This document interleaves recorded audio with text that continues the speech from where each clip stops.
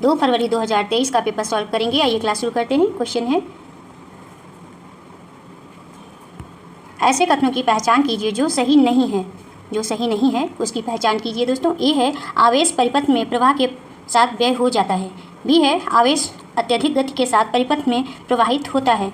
C option है,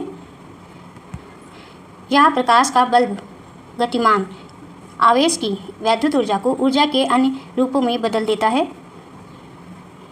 D है, तारों में आवेश वाहक साधारणतया तारों के परमाणुओं के इलेक्ट्रॉन होते हैं।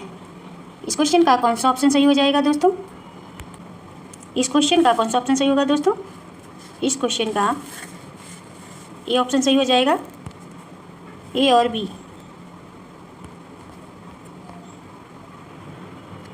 ए है, आवेश परिपथ में प्रवाह के साथ व्यय हो जाता है, और बी है, आवेश अत्यधिक गति के साथ परिपथ में प्रवाहित होता है। नेक्स्ट क्वेश्चन है 62 क्वेश्चन।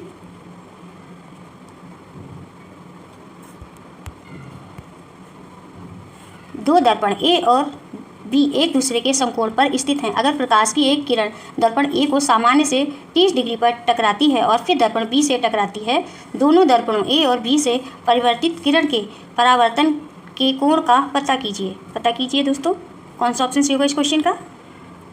इस क्वेश्चन का ए ऑप्शन सही हो जाएगा। 30 डिग्री और 60 डिग्री क्रमांक, ये ऑप्शन सही होगा। नेक्स्ट क्वेश्चन है 63 क्वेश्चन।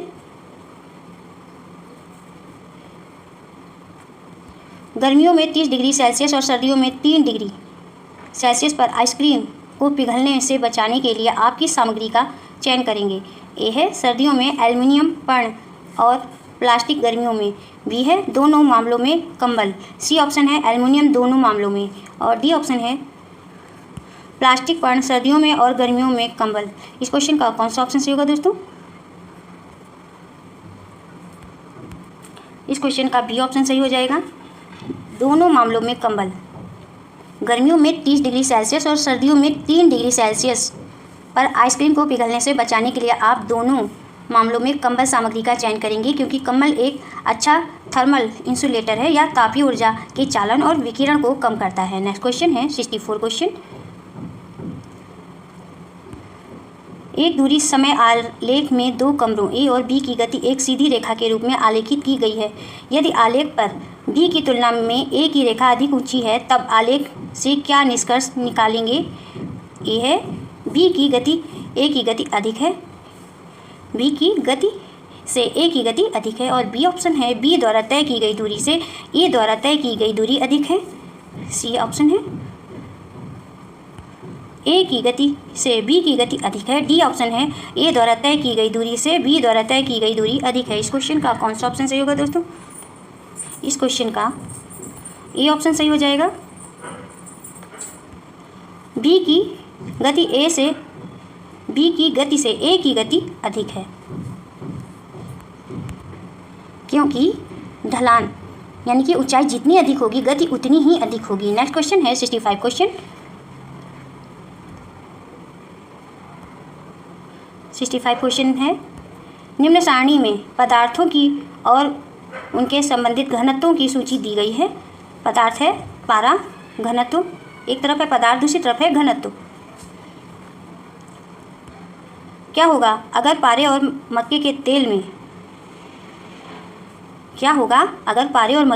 से भरे एक ग्लास में एक तांबे की सिक्के को डाल दिया जाए?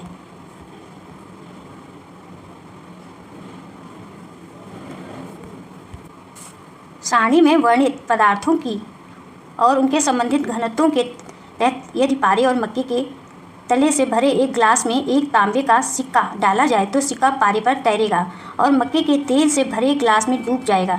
इसका मुख्य कारण है कि पारे का घनत्व तांबे के सिक्के के घनत्व से अधिक है, वहीं मक्के के तेल का घनत्व तांबे के सिक्के के घनत्व से कम है। नेक्स्ट क्वेश्चन है 66 क्वेश्चन। निम्नलिखित कथनों पर विचार कीजिए तथा सही विकल्प का चयन कीजिए दोस्तों। अभिकथन, कंपन का आयाम जितना अधिक होगा उतनी ही ध्वनि उच्च होगी। कारण है, कंपन की आवृत्ति जितनी ऊंची होगी तारत्व भी उतना ऊंचा होगा। इस क्वेश्चन का कौन सा ऑप्शन सही होगा दोस्तों? ए ऑप्शन है, अभिकथन और कारण दोनों सही हैं तथा कारण अभिकथन की सही व्याख्या है। बी है अभिकथन और कारण दोनों सही हैं परंतु कारण अभिकथन की सही व्याख्या नहीं है। सी है अभिकथन सही है परंतु कारण गलत है। डी ऑप्शन है अभिकथन गलत है परंतु कारण सही है। इस क्वेश्चन का कौन सा ऑप्शन सही हो जाएगा दोस्तों? इस क्वेश्चन का बी ऑप्शन सही हो जाएगा। अभिकथन और कारण दोनों सही हैं परंतु कारण अभिकथन की सही व्याख्या नहीं है। नेक्स्ट क्वेश्चन है 67 क्वेश्चन। मिली एक पिचके हुए गुब्बारे को लेती है तथा उसे कांच की बोतल के सिरे पर लगा देती है और वह उस कांच की बोतल को खौलते उबलते पानी के पात्र में रख देती है। गुब्बारे की आकृति में परिवर्तन होता है। यह गतिविधि क्या प्रदर्शित करती है? ये ऑप्शन है गर्म होने पर बोतल के अंदर की हवा वायु घटती है। बी है गर्मी गुब्बारे के अंदर उच्च दाब उत्पन्न करती है। सी है गर्म होने पर बोतल के अंदर की हवा वायु बढ़ती है। डी है गर्मी बोतल के अंदर की हवा वायु को प्रसारित करती है। इस क्वेश्चन का कौन सा ऑप्शन सही होगा दोस्तों? इस क्वेश्चन का डी ऑप्शन सही हो जाएगा। गर्मी बोतल के अंदर की हवा वायु को प्रसारित करती है।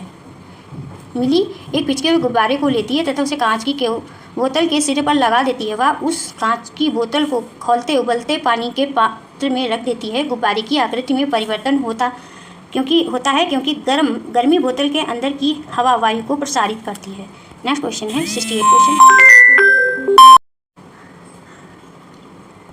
क्वेश्चन है। एक प्रयोग में दो रंग विहीन घोलों M और N के नमूने लिए गए। हल्दी मिलाने पर घोल M पीला हो जाता है तथा N ईंट लाल रंग का हो जाता है। M को N में डालने पर लाल रंग क्रमशः धीरे धीरे क्षीण हो जाता है। आप M और N की प्रकृति के संबंध में क्या निष्कर्ष निकालेंगे दोस्तों? इस क्वेश्चन का कौन सा ऑप्शन सही होगा? इस क्वेश्चन का बी ऑप्शन सही हो जाएगा। M अम्ल है और N क्षार है। नेक्स्ट क्वेश्चन है 69 क्वेश्चन। समुच्चय की पहचान कीजिए जो कि एक खाद्य संरक्षक परिरक्षी नहीं है। ए है आयरन ऑक्साइड व पोटेशियम परमैंगनेट। बी है सोडियम बेंजोएट व सोडियम मेटाबाइसल्फाइड। और सी है सोडियम क्लोराइड व सिट्रिक अम्ल। डी ऑप्शन है विटामिन सी, एस्कॉर्बिक अम्ल व शर्करा। इस क्वेश्चन का कौन सा ऑप्शन सही होगा दोस्तों? इस क्वेश्चन का ए ऑप्शन सही हो जाएगा। आयरन ऑक्साइड व पोटेशियम परमैंगनेट। आयरन ऑक्साइड व पोटेशियम परमैंगनेट खाद्य संरक्षक नहीं है। आयरन ऑक्साइड का उपयोग मिठाई, जैतून या पनीर को रंगने के लिए व्यापक रूप से औद्योगिक खाद्य रंजक के रूप में किया जाता है।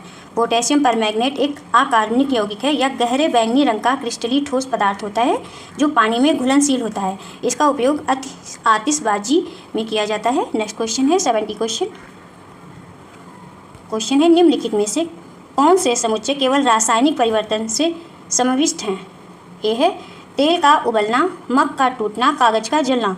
बी है पानी में कॉपर सल्फेट घोलना, भोजन पचाना, कागज को काटना। सी है अंडे को तोड़ना, लवण युक्त जल को उबालना, जल से स्याही को मिलाना।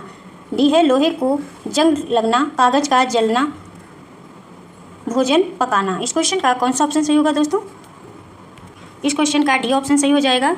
लोहे को जंग लगना, कागज का जलना या कागज को जलाना, भोजन पकाना। पदार्थों के अणुओं का रासायनिक अथवा अणुओं की आंतरिक संरचना में परिवर्तन होना ही रासायनिक परिवर्तन कहलाता है। ये परिवर्तन स्थायी होता है। ये परिवर्तन का कारक हटा लेने पर पुनः मूल अवस्था की प्राप्ति नहीं होती है। रासायनिक परिवर्तन के उदाहरण हो सकते हैं जैसे कि लोहे में जंग लगना, कागज का जलना और भोजन का पकना, दूध से दही का बनना, दूध का फटना जैसे उदाहरण हो सकते हैं। 71 क्वेश्चन है। नेक्स्ट क्वेश्चन 71 क्वेश्चन है दोस्तों। निम्नलिखित कथनों पर विचार कीजिए तथा सही विकल्प का चयन कीजिए। अभिकथन है अगर एक लोहे के ब्लेड को नीले कॉपर सल्फेट घोल में डाला जाए तो तांबा लोहे के ब्लेड पर जमा हो जाएगा। कारण है तांबे की तुलना में लोहे की अभिक्रियाशीलता अधिक होती है, तभी कॉपर सल्फेट घोल से तांबा विस्थापित हो गया। इस क्वेश्चन का कौन सा ऑप्शन सही होगा दोस्तों? ए ऑप्शन है अभिकथन और कारण दोनों सही हैं तथा कारण अभिकथन की सही व्याख्या है। बी है अभिकथन और कारण दोनों सही हैं परंतु कारण अभिकथन की सही व्याख्या नहीं है। सी है अभिकथन सही है परंतु कारण गलत है। और डी है अभिकथन गलत है परंतु कारण सही है। इस क्वेश्चन का कौन सा ऑप्शन सही होगा दोस्तों? इस क्वेश्चन का ए ऑप्शन सही हो जाएगा। अभिकथन और कारण दोनों सही हैं तथा कारण अभिकथन की सही व्याख्या है। यदि लोहे के ब्लेड को नीले कॉपर सल्फेट के घोल में डाला जाता है तो तांबा लोहे के ब्लेड पर जमा हो जाता है। इसका मुख्य कारण है कि तांबे की तुलना में लोहे की अभिक्रियाशीलता अधिक होती है, तभी कॉपर सल्फेट घोल में तांबा विस्थापित भी हो जाता है। इसीलिए कथन और कारण दोनों सत्य हैं। कारण कथन की सही व्याख्या करता है। नेक्स्ट क्वेश्चन है दोस्तों 72 क्वेश्चन। जिंक पाउडर को परख नली में तनु हाइड्रोक्लोरिक अम्ल में डाला गया, क्या होना अपेक्षित है? ए है हाइड्रोजन गैस उत्सर्जित होगी, बी है कोई अभिक्रिया नहीं होगी, सी है परख नली ठंडी हो गई, डी है तीव्र अभिक्रिया हुई। इस क्वेश्चन का कौन सा ऑप्शन सही हो जाएगा दोस्तों? इस क्वेश्चन का डी ऑप्शन सही हो जाएगा। ए और डी। ए है हाइड्रोजन गैस उत्सर्जित होगी और डी है तीव्र अभिक्रिया हुई। नेक्स्ट क्वेश्चन है 73 क्वेश्चन। पाचन के संदर्भ में निम्नलिखित को पहचानिए। ए है सरल शर्करा में विघटित होता है, बी है ग्लिसरॉल में विघटित होता है, सी है सरल अमीनो अम्ल में विघटित होता है और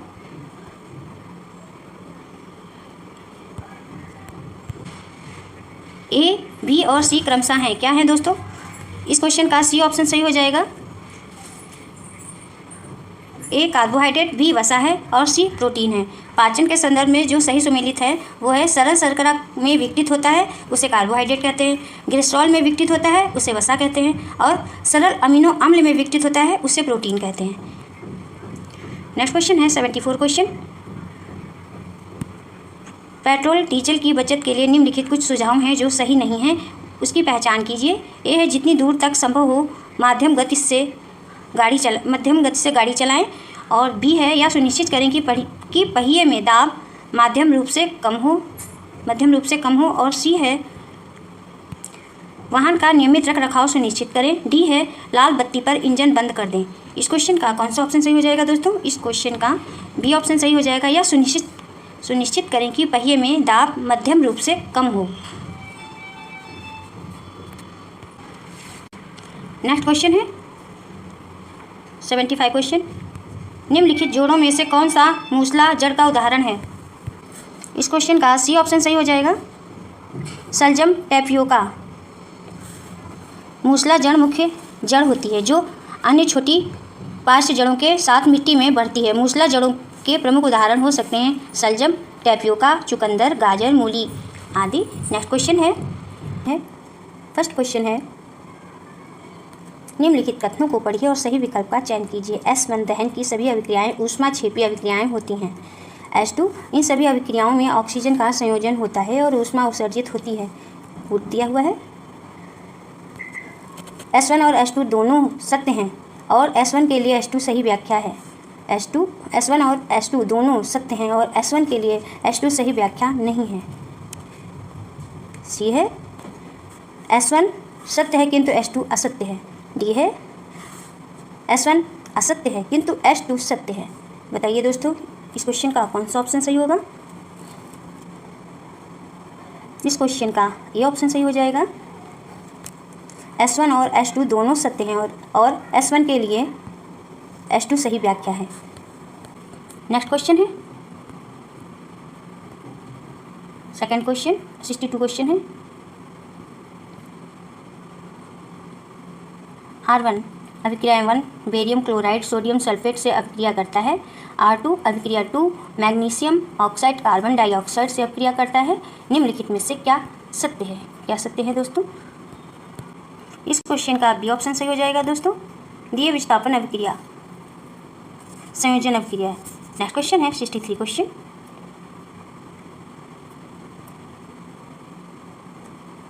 निम्नलिखित कथनों को पढ़िए और सही विकल्प का चयन कीजिए। S1 भौतिक परिवर्तन सर्वदा उत्क्रमणीय होते हैं। S2 भौतिक परिवर्तन में कोई नया उत्पाद निर्मित नहीं होता। दिया हुआ है ये है S1 और S2 दोनों सत्य हैं और एक S1 के लिए H2 सही व्याख्या है। बी है S1 और H2 दोनों सत्य हैं और S1 के लिए H2 सही व्याख्या नहीं है। और सी है S1 सत्य है किंतु H2 असत्य है। और डी है S1 असत्य है किंतु S1 सत्य है।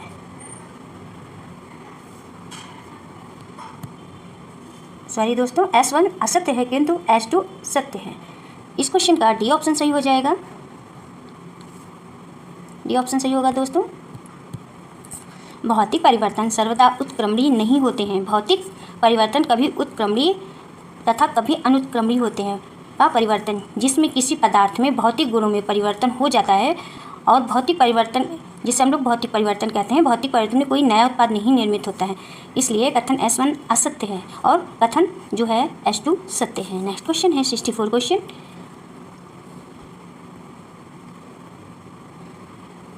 कोड दिया हुआ है, मोमबत्ती की ज्वाला के लिए निम्नलिखित को सुमेलित कीजिए। सुमेलित कीजिए दोस्तों। कौन सा ऑप्शन सही होगा इस क्वेश्चन का? इस क्वेश्चन का डी ऑप्शन सही हो जाएगा दोस्तों, यानी कि फोर्थ ऑप्शन। सर्वाधिक गर्म भाग का मिलान हम करेंगे पूर्ण दहन का बाह्यतम भाग। जो सर्वाधिक गर्म भाग होता है वो पूर्ण दहन का बाह्यतम भाग होता है। मध्यम गर्म भाग जो होता है वो आंशिक दहन का बीच का भाग होता है। और जो सी है न्यूनतम गर्म भाग, वो उसका मिलान फर्स्ट से करेंगे अंजलि मोम की वाष्प का आंतरम भाग या क्षेत्र। नेक्स्ट क्वेश्चन है दोस्तों 65 क्वेश्चन। निम्नलिखित में से कौन सी धातु तनु हाइड्रोक्लोरिक अम्ल से अपक्रिया नहीं करती है? इस क्वेश्चन का कौन सा ऑप्शन सही होगा दोस्तों? इस क्वेश्चन का बी ऑप्शन सही हो जाएगा, कॉपर तांबा यानी कि कॉपर तनु हाइड्रोक्लोरिक अम्ल के साथ अपक्रिया नहीं करता है, क्योंकि तांबा हाइड्रोजन की तुलना में कम अपक्रियाशील होता है। कॉपर की कम अपक्रियाशीलता होने के कारण यह हाइड्रोजन को उसके अम्लीय विस्थापन से विस्थापित नहीं कर सकता है, इसलिए। नेक्स्ट क्वेश्चन है दोस्तों 66 क्वेश्चन। निम्नलिखित कथनों पर विचार कीजिए और सही विकल्प का चयन कीजिए। S1 A और B संतर स्थितियों पर जड़ों की वृद्धि एवं शाखा जल एवं खनिजों के अवशोषण के लिए लाभदायक है। H2 A और B संस्तर स्थिति जल खनिजों एवं खाद्य से संबद्ध है। पुट दिया हुआ है, पुट A है। S1 और H2 दोनों सत्य है और S1 की H2 सही व्याख्या है। B है S1 और H2 दोनों सत्य हैं किंतु S1 की H2 सही व्याख्या नहीं है। C है S1 सत्य है किंतु H2 असत्य है। D है S1 और H2 दोनों असत्य हैं। इस क्वेश्चन का कौन सा ऑप्शन सही होगा दोस्तों? इस क्वेश्चन का ये ऑप्शन सही हो जाएगा। S1 और H2 दोनों सत्य हैं और S1 की H2 सही व्याख्या है। S1 और H2 यानी A और B संस्तर स्थितियों पर जड़ों की वृद्धि एवं शाखा जल एवं खनिजों के अवशोषण के लिए लाभदायक है, क्योंकि संस्तर A और B में जल, खनिज और ह्यूमस की मात्रा पर्याप्त रूप से पाई जाती है। लेकिन जो संस्तर B में पौधे की जड़ें पहुंचती हैं, पौधों की वृद्धि pH मान जो होता है वो 6 से 7.5 के मध्य होता है। कथन S1 और H2 दोनों सत्य हैं, लेकिन कथन H1 की सही व्याख्या करता है। नेक्स्ट क्वेश्चन है 67 क्वेश्चन। 67 क्वेश्चन है, निम्नलिखित में से क्या मल जल की कार्बनिक अशुद्धियाँ हैं? इस क्वेश्चन का कौन सा ऑप्शन सही होगा दोस्तों? इस क्वेश्चन का ए ऑप्शन सही हो जाएगा। ए वाला ऑप्शन सही हो जाएगा। बी और सी, बी यानी फास्फेट और सी है पीड़कनाशी। वहित मल एक जटिल मिश्रण होता है जिसमें निलंबित ठोस कार्बनिक और अकार्बनिक अशुद्धियाँ, पोषक तत्व, मृतजीवी और रोगवाहक जीवाणु और अन्य सूक्ष्म जीव होते हैं। वहित मल जल में पाई जाने वाली अशुद्धियाँ जो होती हैं वो इस प्रकार हो सकती हैं। जो कार्बनिक अशुद्धियाँ होती हैं वो मानव मल, जैविक अपशिष्ट पदार्थ, तेल, यूरिया यानी कि मूत्र, पीड़कनाशी, शाकनाशी, फल और सब्जी का कचरा आदि हो सकते हैं। और जो अकार्बनिक अशुद्धियाँ हो सकती हैं वो होती हैं नाइट्रेट, फास्फेट धातुएँ और पोषक तत्व भी हो सकते हैं, जैसे कि फास्फोरस और नाइट्रोजन युक्त पदार्थ। नेक्स्ट क्वेश्चन है 68 क्वेश्चन।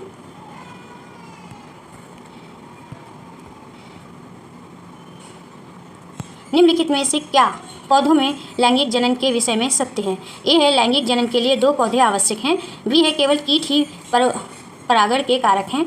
सी है निषेचन केवल परागण के पश्चात ही हो सकता है। डी है पौधे बीजों से प्राप्त किए जाते हैं। इस क्वेश्चन का कौन सा ऑप्शन सही होगा दोस्तों? पुट इस प्रकार दिया हुआ है। इस क्वेश्चन का जो होगा वो डी ऑप्शन सही होगा, सी और डी, यानी कि निषेचन केवल परागण के पश्चात ही हो सकता है और डी है पौधे बीजों से प्राप्त किए जाते हैं। नेक्स्ट क्वेश्चन है 69 क्वेश्चन। 69 क्वेश्चन है, निम्नलिखित में से श्वसन अंग के आधार पर किसी एक को अलग कीजिए दोस्तों। 69 का कौन सा ऑप्शन सही हो जाएगा? इस क्वेश्चन का सी ऑप्शन सही हो जाएगा। घोंघा, चींटी, टिड्डा और तिलचट्टा यानी कि कॉकरोच कीट हैं, ये सभी श्वास नली के माध्यम से सांस लेते हैं। घोंघे का श्वसन अंग अलग होता है, यह गलफड़ों एवं टिनिडिया के माध्यम से श्वसन करता है। इसका जो श्वसन अंग होता है, श्वसन अंग के आधार पर घोंघा इन सभी से भिन्न है। नेक्स्ट क्वेश्चन है 70 क्वेश्चन। निम्नलिखित कथनों को सही क्रम में व्यवस्थित कीजिए। ए है मूत्राशय में भंडारित मूत्र मार्ग के सिरे या अंत पर उपस्थित मूत्र मार्ग से बाहर निकाल दिया जाता है। बी है मूत्रवाहिनियाँ मूत्र को मूत्राशय तक ले जाती हैं। सी है उपयोगी पदार्थ रुधिर में वापस अवशोषित कर लिए जाते हैं। डी है लाभदायक एवं हानिकारक पदार्थों सहित रुधिर छानने के लिए वृक्क तक पहुंचता है। ई है जल में घुलनशील अपशिष्ट पदार्थ वृक्क में छनकर मूत्र रूप में बाहर निकाल दिए जाते हैं। कोड दिया हुआ है। इस क्वेश्चन का कौन सा कोड सही होगा दोस्तों? इस क्वेश्चन का सी वाला ऑप्शन सही हो जाएगा, DCEVA, यानी जो दिए गए कथनों का जो सही क्रम होगा दोस्तों डी है लाभदायक एवं हानिकारक पदार्थ सहित रुधिर छानने के लिए वृक्क तक पहुंचता है। सी है उपयोगी पदार्थ रुधिर में वापस अवशोषित कर लिए जाते हैं। ई है जल में घुलनशील अपशिष्ट पदार्थ वृक्क में छनकर मूत्र रूप में बाहर निकाल दिए जाते हैं। और जो फिर बी है, इसके बाद बी आएगा मूत्रवाहिनियाँ मूत्र को मूत्राशय तक ले जाती हैं। फिर ए होगा मूत्राशय में भंडारित मूत्र मार्ग के सिरे अंत पर उपस्थित मूत्र मार्ग से बाहर निकाल दिया जाता है। नेक्स्ट क्वेश्चन है 71 क्वेश्चन।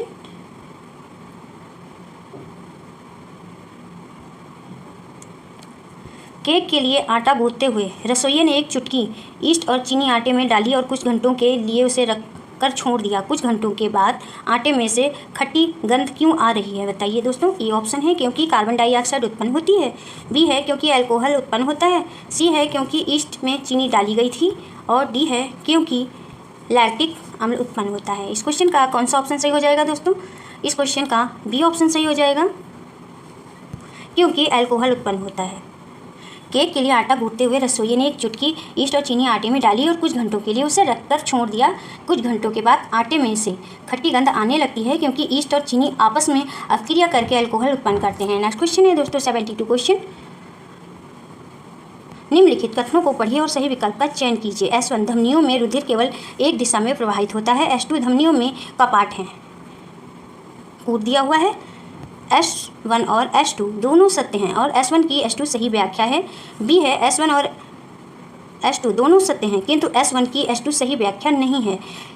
सी है S1 सत्य है किंतु S2 असत्य है। डी है S1 असत्य है किंतु S2 सत्य है। बताइए दोस्तों इस क्वेश्चन का कौन सा ऑप्शन सही हो जाएगा? इस क्वेश्चन का सी ऑप्शन सही हो जाएगा। S1 सत्य है किंतु S2 असत्य है। धमनियों में रुधिर केवल एक दिशा में प्रवाहित होता है। हृदय से शरीर की ओर रक्त ले जाने वाली रक्त वाहिनी को धमनी कहते हैं। धमनी में शुद्ध और ऑक्सीजन युक्त रक्त बहता है, पर जो पल्मोनरी धमनी होती है, धमनी दाहिने नीले से फेफड़े तक में रक्त पहुंचाती है, इसमें अशुद्ध रक्त होता है। नेक्स्ट क्वेश्चन है दोस्तों 74 क्वेश्चन। सॉरी दोस्तों, नेक्स्ट क्वेश्चन है 73 क्वेश्चन। क्वेश्चन इस प्रकार है, नीचे दी गई स्थितियों ए और बी पर विचार कीजिए। ए है रसोई में छत के निकट दीवार पर निर्वातक पंखा लगा हुआ है। बी है निर्वातक पंखा रसोई की खिड़की के साथ लगा हुआ है। रसोई से ऊष्मा को निकालने में दोनों परिस्थितियों में से कौन अधिक प्रभावी होगी? कौन सी अधिक प्रभावी होगा दोस्तों? कूट इस प्रकार है, ए अधिक प्रभावी होगा, बी ऑप्शन है बी अधिक प्रभावी होगा, सी ऑप्शन है ए और बी बराबर प्रभावी होंगे, डी ऑप्शन है यह वायु की दिशा पर निर्भर करता है। इस क्वेश्चन का कौन सा ऑप्शन सही होगा दोस्तों?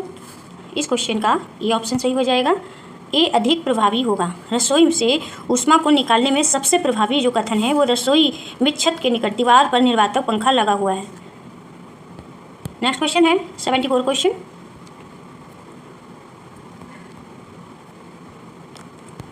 एक सरल लोलक में मध्य स्थिति और चरम स्थिति के बीच की दूरी d है। यदि दूरी d/4 तय करने में गोलक t1 सेकंड लेता है तो लोलक की समयावधि क्या है? क्या है दोस्तों? 74 का सी ऑप्शन सही हो जाएगा, 4t1 सेकंड। नेक्स्ट क्वेश्चन है 75 क्वेश्चन। सारणी ए और सारणी बी, एक तरफ डिस्टेंस है, टाइम है, दूरी है, समय है। एक तरफ दूरी है, समय है। आगे देखते हैं क्वेश्चन में। विद्यार्थियों को सारणी ए और बी में दिए गए आंकड़ों से दूरी समय आलेख खींचने के लिए कहा गया। ए ऑप्शन है बी से ए की ढलान अधिक होगी, बी है ए से बी की ढलान अधिक होगा, और सी है ए और बी में ढलान बराबर या सम होगा, और डी ऑप्शन है दी गई सूचना से निष्कर्ष नहीं निकाला जा सकता है। इस क्वेश्चन का कौन सा ऑप्शन सही हो जाएगा दोस्तों? इस क्वेश्चन का सी ऑप्शन सही होगा, ए और बी में ढलान बराबर होगा या सम होगा। नेक्स्ट क्वेश्चन है 76 क्वेश्चन। किसी उत्तल लेंस द्वारा निर्मित प्रतिबिंब के आमाप को क्या होगा यदि बिंब को वक्रता केंद्र से परे रखा जाए और लेंस की मोटाई को घटा दिया जाए? ए ऑप्शन है कोई परिवर्तन नहीं, बी है प्रतिबिंब का आमाप घट जाएगा, सी ऑप्शन है प्रतिबिंब का आमाप बढ़ जाएगा, और डी ऑप्शन है कोई प्रतिबिंब नहीं बनेगा। इस क्वेश्चन का कौन सा ऑप्शन सही होगा दोस्तों? इस क्वेश्चन का सी ऑप्शन सही हो जाएगा, प्रतिबिंब का आमाप बढ़ जाएगा। किसी उत्तल लेंस द्वारा निर्मित प्रतिबिंब के आमाप को यदि बिंब को वक्रता केंद्र से परे रखा जाए और लेंस की मोटाई को घटा दिया जाए तो प्रतिबिंब का आमाप बढ़ जाएगा। यह लेंस जो बीच से मोटे और किनारों पर पतले होते हैं उन्हें उत्तल लेंस कहते हैं। उत्तल लेंस प्रकाश किरणों को एक बिंदु पर एकत्रित करता है जिस कारण उसे अभिसारी लेंस भी कहते हैं। नेक्स्ट क्वेश्चन है दोस्तों 77 क्वेश्चन। 77 क्वेश्चन इस प्रकार है। ध्वनि एवं प्रकाश के संदर्भ में निम्नलिखित में से क्या सत्य है? क्या सत्य है दोस्तों? ये है ध्वनि उत्पन्न करने के लिए कंपन आवश्यक है, बी है प्रकाश से ध्वनि धीमी चलती है, सी है प्रकाश और ध्वनि दोनों को संचरण के लिए एक माध्यम की आवश्यकता होती है। कूट में कौन सा ऑप्शन सही होगा दोस्तों? इस क्वेश्चन का डी ऑप्शन सही हो जाएगा, ओनली ए, केवल ए ऑप्शन। ध्वनि एवं प्रकाश के संदर्भ में ये सत्य है, ध्वनि उत्पन्न करने के लिए कंपन आवश्यक होता है। प्रकाश व ध्वनि सीधी सरल रेखा में गमन कर लक्ष्य तक पहुंच जाते हैं और प्रकाश की चाल ध्वनि की चाल से अधिक होती है। नेक्स्ट क्वेश्चन है 78 क्वेश्चन। एक सीमेंटेड फर्श पर M1 और M2 द्रव्यमानों के लोहे के दो टुकड़े रखे हैं। यदि M2 से M1 बड़ा है तो ए ऑप्शन है M2 से M1 पर घर्षण बल अधिक लग रहा है, बी ऑप्शन है M2 से M1 पर घर्षण बल कम लग रहा है, सी ऑप्शन है M1 से M2 दोनों पर बराबर घर्षण बल लग रहा है, और डी है M से M2 पर कार्यकर्ता घर्षण शून्य है। इस क्वेश्चन का कौन सा ऑप्शन सही होगा दोस्तों? इस क्वेश्चन का ए ऑप्शन सही हो जाएगा, M2 से M1 पर घर्षण कम अधिक लग रहा है। एक सीमेंटेड फर्श पर M1 और M2 द्रव्यमानों के लोहे के टुकड़े रखे हैं। यदि M2 से M1 बड़ा है तो M2 से M1 पर अधिक जो घर्षण बल अधिक लग रहा है। M1 और M2 विरामावस्था में होने के कारण उनके बीच अपेक्षित गति होने से पहले जो घर्षण कार्य करता है वह स्थैतिक घर्षण कहलाता है। नेक्स्ट क्वेश्चन है 79 क्वेश्चन। क्वेश्चन इस प्रकार है। किसी प्लास्टिक की बोतल के मुख पर एक गुब्बारा रखा गया। बोतल गर्म जल में रखी गई, चरण ए, और फिर ठंडे जल में रखी गई जो चरण बी में दिखाया है। गुब्बारे का क्या होगा? ए ऑप्शन है चरण ए पिचक जाएगा, चरण बी फूल जाएगा। स्टेप बी है, सेकंड ऑप्शन है बी ऑप्शन, चरण ए पिचक जाएगा, चरण बी पिचक जाएगा, और सी ऑप्शन है चरण ए फूल जाएगा, चरण बी पिचक जाएगा। डी ऑप्शन है चरण ए फूल जाएगा, चरण बी फूल जाएगा। इस क्वेश्चन का कौन सा ऑप्शन सही है दोस्तों? इस क्वेश्चन का सी ऑप्शन सही हो जाएगा। चरण ए फूल जाएगा, चरण बी पिचक जाएगा। किसी प्लास्टिक की बोतल के मुख पर एक गुब्बारा रखा गया, बोतल गर्म जल में रखी गई तो चरण ए के तहत गुब्बारा फूल जाएगा। बोतल को ठंडे जल में रखी गई तो चरण बी के अंतर्गत गुब्बारा पिचक जाएगा। नेक्स्ट क्वेश्चन है दोस्तों 80 क्वेश्चन। फ्यूज की विशेषताएं क्या होनी चाहिए? क्या होनी चाहिए दोस्तों? 80 का कौन सा ऑप्शन सही होगा? 80 का सी ऑप्शन सही हो जाएगा। पतला तार, उच्च प्रतिरोधकता, निम्न गलनांक। फ्यूज तार मिश्र धातु यानी तांबा, टिन और शीशे से निर्मित होता है, जिसे चीनी मिट्टी के बने होल्डर पर लगे दो धात्विक टर्मिनलों के मध्य लगाया जाता है। फ्यूज तार की जो विशेषताएं होती हैं, मतलब विशेषताएं जो होती हैं वो ये होती हैं, पतला होता है तार, उच्च प्रतिरोधकता होती है और निम्न गलनांक होता है। नेक्स्ट क्वेश्चन है 81 क्वेश्चन।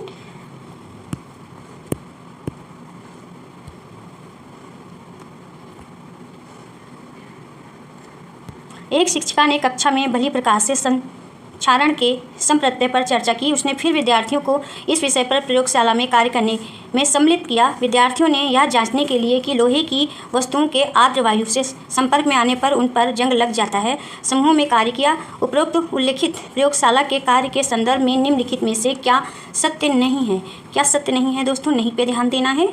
ये ऑप्शन है इसे निगमनात्मक प्रयोगशाला कार्य के रूप में चित्रित किया गया है। बी ऑप्शन है विद्यार्थियों को कुछ विचार तो है कि उनसे क्या ज्ञात करने की अपेक्षा है। सी ऑप्शन है पाँचवां, यह कक्षा में चर्चा किए गए संप्रत्यों को सुदृढ़ करने में सहायक है।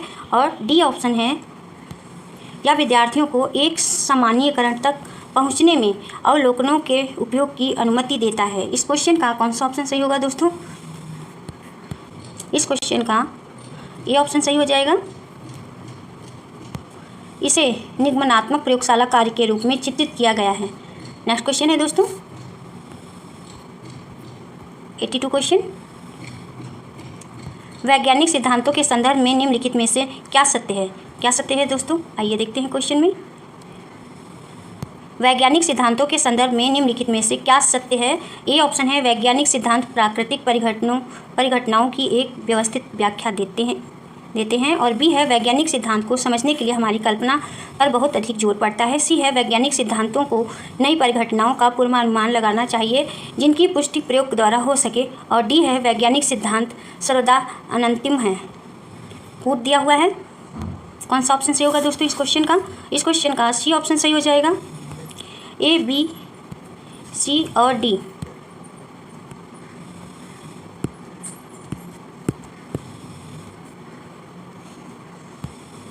ए, बी, सी और डी। नेक्स्ट क्वेश्चन है 83 क्वेश्चन। निम्नलिखित में से कौन एक अपसारी प्रश्न है? ए ऑप्शन है समझाइए कि कार्बन डाइऑक्साइड आग को कैसे नियंत्रित कर पाती है। बी है घर्षण एक मित्र है या शत्रु। सी ऑप्शन है द्रवों में तैरती वस्तुओं की विशिष्ट आकृति क्यों होनी चाहिए। और डी ऑप्शन है क्या होगा यदि हम पेड़ काटते चले जाएंगे। इस क्वेश्चन का कौन सा ऑप्शन सही होगा दोस्तों? इस क्वेश्चन का डी ऑप्शन सही होगा। क्या होगा यदि हम पेड़ काटते चले जाएंगे? यह एक अपसारी प्रश्न है जिसका कोई निश्चित उत्तर नहीं होता है। यह बच्चों को प्रोत्साहित करता है कि वे अपने चिंतन को उन चीज़ों से परे ले जाए जो वे जानते हैं कि वे सत्य हैं। नेक्स्ट क्वेश्चन है 84 क्वेश्चन। निम्नलिखित उदाहरण पर विचार कीजिए। मान लीजिए हम एक कमरे को ठंडा करना चाहते हैं। ऊष्मागतिकी हमें बताती है कि हमें ऐसा करने के लिए अतिरिक्त ऊर्जा खर्च या व्यय करने की आवश्यकता है। इस अतिरिक्त ऊर्जा को विद्युत द्वारा आपूर्ति की जाती है जो कमरे को ठंडा करने में एयर कंडीशनर को सक्षम बनाती है। ऊष्मागतिकीय पदार्थ के विभिन्न प्रवस्थाओं की साम्यता को भी नियंत्रित करती है। प्रकाश संश्लेषण जैसी किसी रासायनिक अभिक्रिया में कितनी ऊष्मा उत्सर्जित या अवशोषित होगी, इसके लिए अनुमान में भी ऊष्मागतिकी के अनुप्रयोग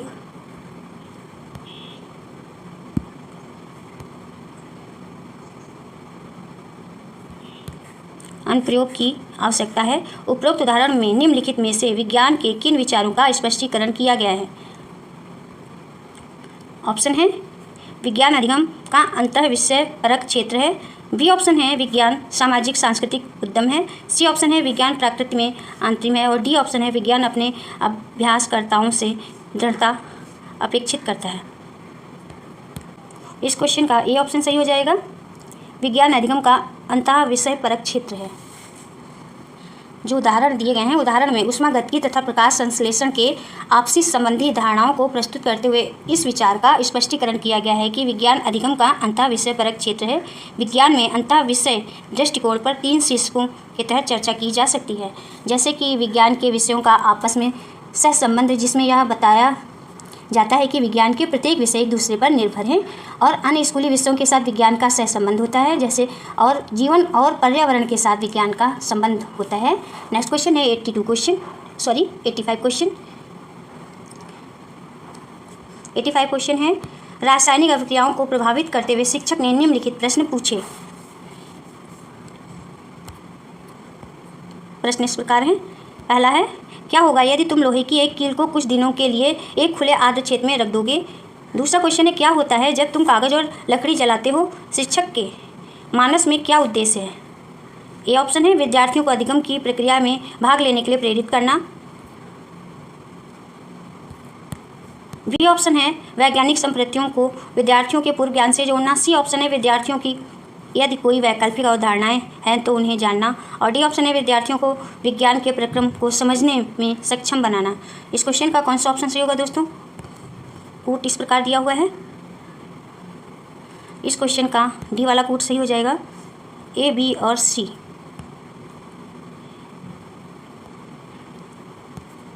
ए, बी और सी। नेक्स्ट क्वेश्चन है 86 क्वेश्चन।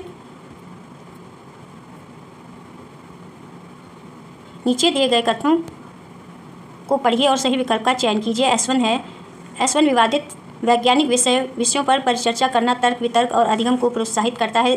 S2 तर्क वितर्क विज्ञान में व्याख्याओं, प्रतिरूपों और सिद्धांतों के निर्माण में सहायता करता है, जिसमें अधिगम को प्रोत्साहन मिलता है।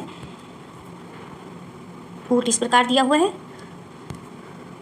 S1 और S2 दोनों सत्य हैं और S1 की S2 सही व्याख्या है। बी ऑप्शन है S1 और S2 दोनों सत्य हैं किंतु S1 की S2 सही व्याख्या नहीं है। सी ऑप्शन है S1 सत्य है किंतु S2 असत्य है। डी ऑप्शन है S1 असत्य है किंतु S2 सत्य है। इस क्वेश्चन का कौन सा ऑप्शन सही होगा दोस्तों। इस क्वेश्चन का कूट है, ए है, बी, सी और डी। बी ऑप्शन है ए, बी और सी। सी ऑप्शन है ए, बी और डी। डी ऑप्शन है ए, सी और डी। इस क्वेश्चन का सी ऑप्शन सही हो जाएगा दोस्तों, ए, बी और डी। नेक्स्ट क्वेश्चन है 88 क्वेश्चन। नीचे लिखे कथन को पढ़िए और सही विकल्प का चयन कीजिए। ए है एल्युमिनियम विद्युत का सुचालक है। बी है सदृश आवेश एक दूसरे को प्रतिकर्षित और असदृश आवेश एक दूसरे को आकर्षित करते हैं। कूट है, इस कूट में कौन सा ऑप्शन सही हो जाएगा दोस्तों। सी वाला कूट सही हो जाएगा। ए निष्कर्ष, बी निष्कर्ष। कथनों में एल्युमिनियम विद्युत का सुचालक है। यह प्रयोग द्वारा निष्कर्ष रूप में सिद्ध किया जा सकता है और कक्षीय गतिविधियों के उपरांत चुंबकों पर प्रयोग करके यह निष्कर्ष भी निकाला जा सकता है कि सदृश आवेश एक दूसरे को प्रकर्षित और असदृश आवेश एक दूसरे को आकर्षित करते हैं। इसलिए ए निष्कर्ष और बी भी निष्कर्ष होगा। नेक्स्ट क्वेश्चन है 89 क्वेश्चन। NCERT की विज्ञान की कक्षा 8 की पाठ्य पुस्तक में निम्नलिखित उदाहरण पढ़िए। बच्चों ने प्रोफेसर अहमद और माधव जी के साथ जैवमंडल संरक्षित क्षेत्र में प्रवेश किया। माधव जी ने समझाया कि जैवमंडल संरक्षित क्षेत्र जैव विविधताओं के संरक्षण के लिए बने हैं। अहमद ने समझाया कि आवास को नष्ट करना जनसंख्या में वृद्धि और नई प्रजातियों का स्थानिक प्रजातियों के प्राकृतिक आवास को प्रभावित कर सकता है। निम्नलिखित में विज्ञान शिक्षा के किस उद्देश्य पर उपरोक्त उदाहरण विशेष बल दे रहा है। ए ऑप्शन है। इस क्वेश्चन का कौन सा ऑप्शन सही हो जाएगा दोस्तों। ए ऑप्शन है विज्ञान समाज एवं तकनीकी के अंतरापृष्ठ पर विषयों को समझना। बी ऑप्शन है वैज्ञानिक ज्ञान की उत्पत्ति के प्रक्रमों को समझना, पर्यावरण संबंधी मुद्दों को उठाना। और डी है विज्ञान एवं तकनीकी में सौंदर्य परक संवेदना और क्रियाकलाप को पोषित करना। कूट इस प्रकार दिया हुआ है दोस्तों। कौन सा ऑप्शन सही हो जाएगा इस क्वेश्चन का। इस क्वेश्चन का सी वाला कूट सही हो जाएगा। सी और डी। सी और डी पर्यावरण संबंधी मुद्दों को उठाना। और डी है विज्ञान एवं तकनीकी में सौंदर्य परक संवेदना और क्रियाकलाप को पोषित करना। नेक्स्ट क्वेश्चन है 90 क्वेश्चन।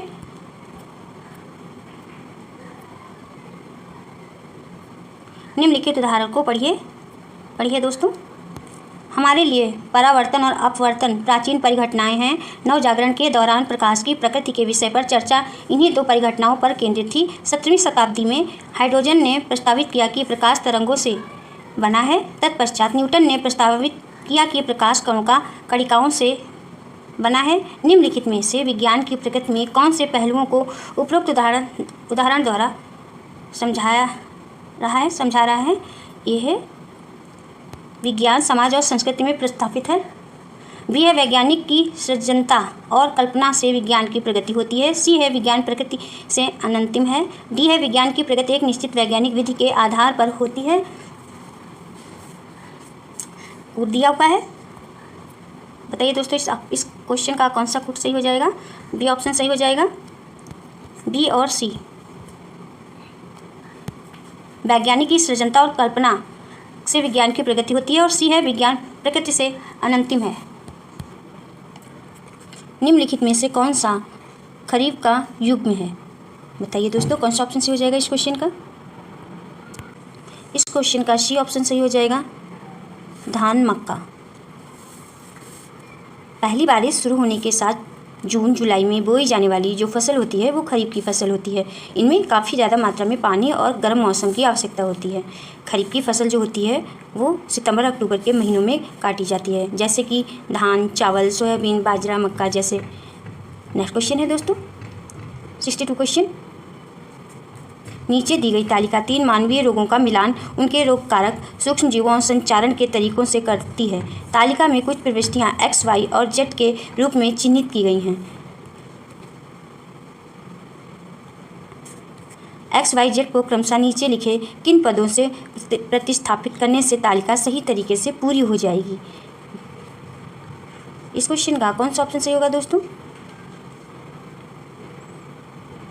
इस क्वेश्चन का सी ऑप्शन सही हो जाएगा, जल, वायरस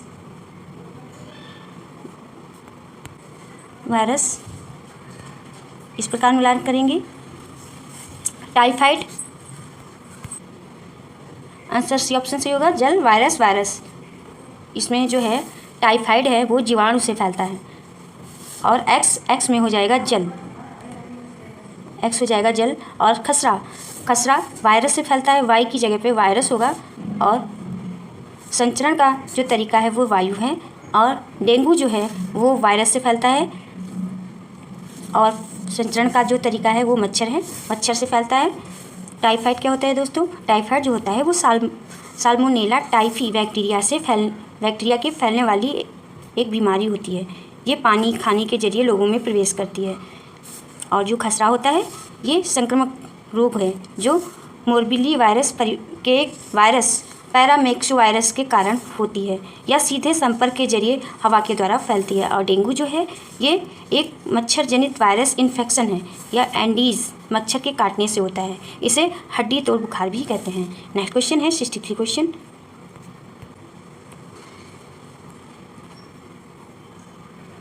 है, नीचे लिखे कथनों को ध्यानपूर्वक पढ़िए और सही विकल्प का चयन कीजिए। 63 का कौन सा ऑप्शन से होगा दोस्तों? कथन है,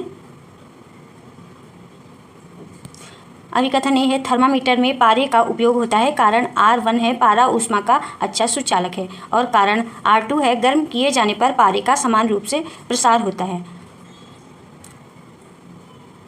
इस क्वेश्चन का कौन सा ऑप्शन सही हो जाएगा दोस्तों? इस क्वेश्चन का ए ऑप्शन सही हो जाएगा। R1 व R2 दोनों सही हैं और मिलकर ए की सही व्याख्या करते हैं। थर्मामीटर में अन्य किसी द्रव की जगह केवल पारे को अधिक महत्व दिया जाता है। इसका कारण यह है कि यह ऊष्मा का अच्छा चालक है। इसमें ऊष्मा के कारण प्रसार का एक समान और अधिक होता है। यह एक अपारदर्शी पदार्थ है और यह कांच की नली से भी नहीं चिपकता है। यही कारण है कि थर्मामीटर में पारे का उपयोग होता है। इसलिए R1 और R2 दोनों सही हैं। दोनों मिलकर ए की सही व्याख्या करते हैं। लेकिन जो आयोग ने है दोस्तों, वो आयोग ने सी ऑप्शन को सही माना है और सी ऑप्शन जो है वो ये है कि R2A की सही व्याख्या करता है। नेक्स्ट क्वेश्चन है दोस्तों 64 क्वेश्चन।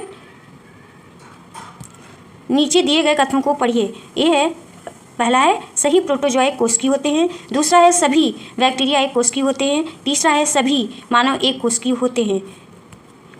ऊपर लिखित कौन से कथन सही हैं? कौन से कथन सही हैं दोस्तों? इस क्वेश्चन का कौन सा ऑप्शन सही हो जाएगा? इस क्वेश्चन का बी ऑप्शन सही हो जाएगा। ए 1 और 2। एक है सभी प्रोटोजोआ एक कोशिकीय होते हैं और दूसरा है सभी बैक्टीरिया एक कोशिकीय होते हैं। बैक्टीरिया जो होते हैं इनमें केंद्रक स्पष्ट नहीं होता है। नेक्स्ट क्वेश्चन है दोस्तों 65 क्वेश्चन। दो धात्विक गेंदों ए व बी के अर्ध व्यास 3:1 के अनुपात में हैं और उनके घनत्व 1:3 के अनुपात में हैं। ए व बी के द्रव्यमानों का अनुपात क्या होगा? क्या होगा दोस्तों? 65 का कौन सा ऑप्शन सही हो जाएगा? 65 का डी ऑप्शन सही हो जाएगा। नेक्स्ट क्वेश्चन है 66 क्वेश्चन। पानी के एक नमूने का क्वथनांक 96 डिग्री सेंटीग्रेड पाया जाता है। निम्नलिखित में से कौन सा निष्कर्ष इस अवलोकन की व्याख्या कर रहा है? पहला है नमूने में कुछ अशुद्धियाँ उपस्थित हैं, दूसरा है लिया गया नमूना समुद्री जल का है और तीसरा पॉइंट है जल को अधिक ऊंचाई पर उबाला जा रहा है। इस क्वेश्चन का कौन सा ऑप्शन सही हो जाएगा दोस्तों? इस क्वेश्चन का डी ऑप्शन सही हो जाएगा, केवल तीसरा, जल को अधिक ऊंचाई पर उबाला जा रहा है। नेक्स्ट क्वेश्चन है 67 क्वेश्चन। एल्युमिनियम का कौन सा गुणधर्म उसे खाद्य सामग्री लपेटने के लिए फॉयल बनाने के लिए उपयुक्त बनाता है? इस क्वेश्चन का कौन सा ऑप्शन सही हो जाएगा दोस्तों? 67 का ए पॉइंट है या ऊष्मा का अच्छा सुचालक है, बी है या खाद्य सामग्री के साथ अक्रिया नहीं करता है, सी पॉइंट है या बहुत आघातवर्धी है और डी है या लाभकारी मिश्रित धातु बनाता है। इस क्वेश्चन का कौन सा ऑप्शन सही हो जाएगा दोस्तों? इस क्वेश्चन का सी ऑप्शन सही हो जाएगा, या बहुत आघातवर्धी है। एल्युमिनियम आघातवर्णी है जिस कारण इसे खाद्य सामग्री को लपेटने के लिए फॉयल बनाने के लिए उपयोग किया जाता है। नेक्स्ट क्वेश्चन है 68 क्वेश्चन। क्वेश्चन है निम्नलिखित में से कौन सा पौधों में नाइट्रोजन स्थिरीकरण की परिघटना का सही वर्णन है? 68 का कौन सा ऑप्शन सही हो जाएगा दोस्तों? ए पॉइंट है अमोनिया का नाइट्रेटों और नाइट्रेटों में परिवर्तन, अमोनिया का नाइट्राइटों और नाइट्रेटों में परिवर्तन। बी पॉइंट है मृदा में उपस्थित नाइट्रेटों का अपचयन होकर नाइट्रोजन गैस का विमुक्त होना और सी पॉइंट है जलित मृत जैविक पदार्थ का अपघटित होकर अमोनिया में परिवर्तन और डी पॉइंट है वायुमंडलीय नाइट्रोजन के ऑक्साइडों में परिवर्तन। इस क्वेश्चन का कौन सा ऑप्शन सही हो जाएगा दोस्तों? इस क्वेश्चन का डी पॉइंट सही हो जाएगा। वायुमंडलीय नाइट्रोजन का नाइट्रोजन के ऑक्साइडों में परिवर्तन, वायुमंडलीय नाइट्रोजन का नाइट्रोजन के ऑक्साइडों में परिवर्तन। नेक्स्ट क्वेश्चन है 69 क्वेश्चन। एक परिवार कार द्वारा सूरत से मुंबई तक यात्रा करता है। यात्रा के आरंभ में उनकी कार के पथ मापी का पाठ्यांक 5812 किलोमीटर और यात्रा के अंत में 6092 किलोमीटर था। यदि इस यात्रा को पूरा करने में उन्हें 5 घंटे 20 मिनट का समय लगा तो औसत चाल क्या थी दोस्तों? इस क्वेश्चन को सॉल्व करिए। आइए सॉल्व करते हैं इस क्वेश्चन को। सूरत से मुंबई तक की कुल तय की गई दूरी जो है वो 6092 किलोमीटर है दोस्तों, और 5812 किलोमीटर को जो हम है वो घटा देंगे 6092 किलोमीटर से, तो आंसर जो घटाने पर जो आंसर आएगा वो 280 किलोमीटर आएगा। और फिर हम समय निकाल लेते हैं। समय निकालने के लिए दोस्तों हम 5 घंटे 20 मिनट को हम हावर में चेंज कर लेंगे। जब हावर में चेंज करेंगे तो हो जाएगा, जो आंसर आएगा वो आएगा 16/3 हावर। फिर औसत चाल बराबर हम चाल निकालेंगे तो चाल बराबर होगा दूरी बटे समय। दूरी कितनी निकली थी दोस्तों? 280 किलोमीटर। जब हमने 6092 किलोमीटर से 5812 को घटाया था तो 280 किलोमीटर हमारी दूरी निकली थी। और समय कितना निकला था? समय निकला था 16/3 आवर्स। तो हम इसको क्या करेंगे, इसको इस प्रकार से सॉल्व कर लेंगे दोस्तों। जैसे 280/16 लिख देंगे और मल्टीप्लाई का निशान लगाकर इसे 3 से 280 में 3 का मल्टीप्लाई कर देंगे और जो है 16 है उसका डिवाइड कर देंगे। जो आंसर आएगा जब हम मल्टीप्लाई करेंगे तो 105 आएगा। 105/16 हो जाएगा। इसको सॉल्व करेंगे तो 52.5 किलोमीटर प्रति आवर हमारा आंसर आ जाएगा। नेक्स्ट क्वेश्चन है दोस्तों 70 क्वेश्चन। दूध या मैग्नीशियम लेना अति अम्लता का एक प्रभावशाली उपचार है। इस प्रक्रिया में होने वाली रासायनिक अपक्रिया उदाहरण है। ए है केवल द्विविस्थापन अपक्रिया का, बी पॉइंट है केवल एकल विस्थापन अपक्रिया का, सी पॉइंट है द्विविस्थापन और उदासीनीकरण अपक्रिया दोनों का, डी पॉइंट है ना द्विविस्थापन ना ही उदासीनीकरण अपक्रिया का। इस क्वेश्चन का कौन सा ऑप्शन सही हो जाएगा दोस्तों? इस क्वेश्चन का सी ऑप्शन सही हो जाएगा, द्विविस्थापन और उदासीनीकरण अपक्रिया दोनों का। मैग्नीशियम हाइड्रॉक्साइड एक अकार्बनिक यौगिक है। इसे मिल्क ऑफ मैग्नीशियम भी कहते हैं। ये जल में घुलकर दूध जैसा दिखता है, जिसका उपयोग पेट की अम्लता दूर करने के लिए करते हैं। नेक्स्ट क्वेश्चन है दोस्तों 71 क्वेश्चन। नीचे दिए गए कथन पढ़िए और सही विकल्प का चयन कीजिए दोस्तों। आगे कथन ये है, आभासी प्रतिबिंब स्क्रीन पर प्राप्त नहीं किए जा सकते और रीजन है, कारण है, प्रभावी आभासी प्रतिबिंब उन बिंदुओं पर बनते हैं जहां से प्रकाश की किरणें अपसारित प्रतीत होती हैं। ये R1 है और R2 है, कारण R2 है आभासी प्रतिबिंब सदैव सीधे होते हैं। इस क्वेश्चन का कौन सा ऑप्शन सही हो जाएगा दोस्तों? इस क्वेश्चन का ये ऑप्शन सही हो जाएगा। R1 व R2 दोनों सही हैं, लेकिन R1 ए की सही व्याख्या करता है।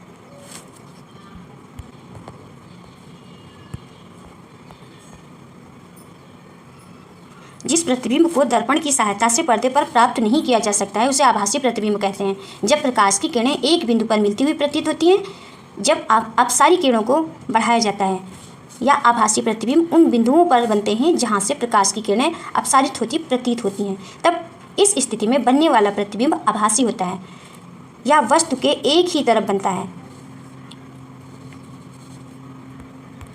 नेक्स्ट क्वेश्चन है 72 क्वेश्चन। किसी सरल लोलक के आवर्तकाल पर उसकी लंबाई चौगुनी कर देने पर क्या प्रभाव होगा दोस्तों? 72 का बी ऑप्शन सही हो जाएगा, दुगना हो जाएगा। आवर्तकाल किसे कहते हैं दोस्तों? आवर्तकाल दोलन करता हुआ लोलक अपने आरंभिक बिंदु पर जितने समय बाद पुनः वापस आ जाता है, इसे उसका आवर्तकाल कहते हैं। आवर्तकाल लोलक की लंबाई गुरुत्वजनित त्वरण पर निर्भर करती है। नेक्स्ट क्वेश्चन है दोस्तों 63 क्वेश्चन।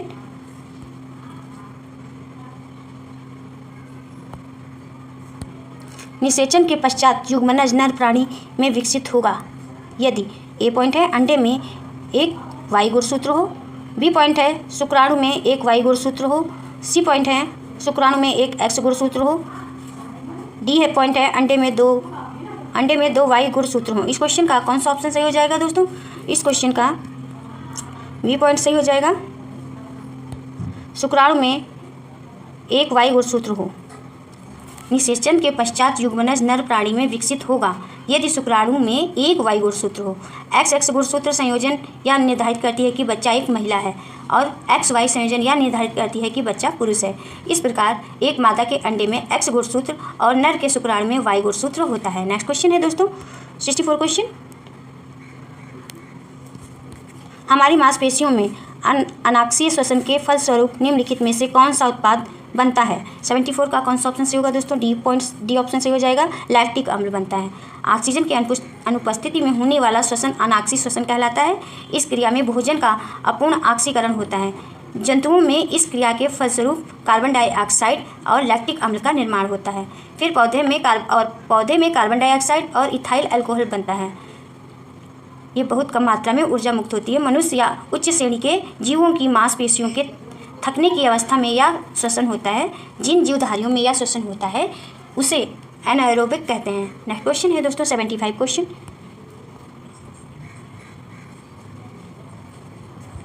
जंग लगने से लोहे की एक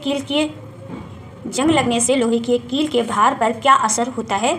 ए पॉइंट है वह बढ़ जाता है, बी पॉइंट है वह घट जाता है, सी पॉइंट है वह समान रहता है और डी पॉइंट है परिस्थिति के आधार पर बढ़ या घट सकता है। इस क्वेश्चन का कौन सा ऑप्शन सही होगा दोस्तों? इस क्वेश्चन का ए ऑप्शन सही हो जाएगा, वह बढ़ जाता है। लोहे पर जब लोहे की कील का भार बढ़ जाता है। ऐसा इसलिए होता है क्योंकि लोहे की कील की सतह पर लौह ऑक्साइड की परत बनती है। जंग लगने की प्रक्रिया के दौरान लोहा वायुमंडल में ऑक्सीजन के अणुओं के साथ जुड़ जाता है जो लोहे के भार को बढ़ाता है और यह भारी हो जाता है। नेक्स्ट क्वेश्चन है 76 क्वेश्चन। 76 क्वेश्चन है, एक तत्व एक्स ऑक्सीजन के साथ अभिक्रिया करके एक ऑक्साइड बनाता है जिसका विलयन लाल लिटमस को नीला कर देता है। निम्नलिखित में से एक्स क्या हो सकता है? क्या हो सकता है दोस्तों? इस क्वेश्चन का बी ऑप्शन सही हो जाएगा, मैग्नीशियम। नेक्स्ट क्वेश्चन है 77 क्वेश्चन।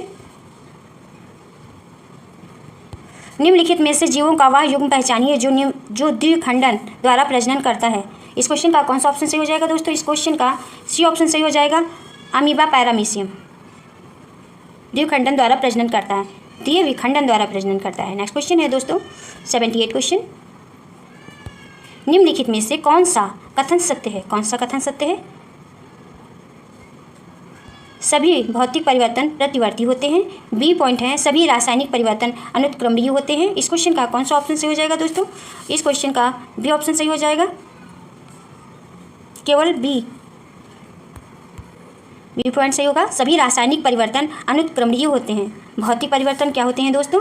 किसी पदार्थ के भौतिक गुणों अर्थात मतलब कि पदार्थ के रंग, कठोरता, घनत्व, गलनांक जैसे आदि में परिवर्तन भौतिक परिवर्तन कहलाता है। जैसे कि पानी से बर्फ का बनना, बर्फ से पानी का बनना भौतिक परिवर्तन होते हैं। भौतिक परिवर्तन प्रतिवर्ती परिवर्तन है। सभी भौतिक परिवर्तन प्रतिवर्ती नहीं होते हैं।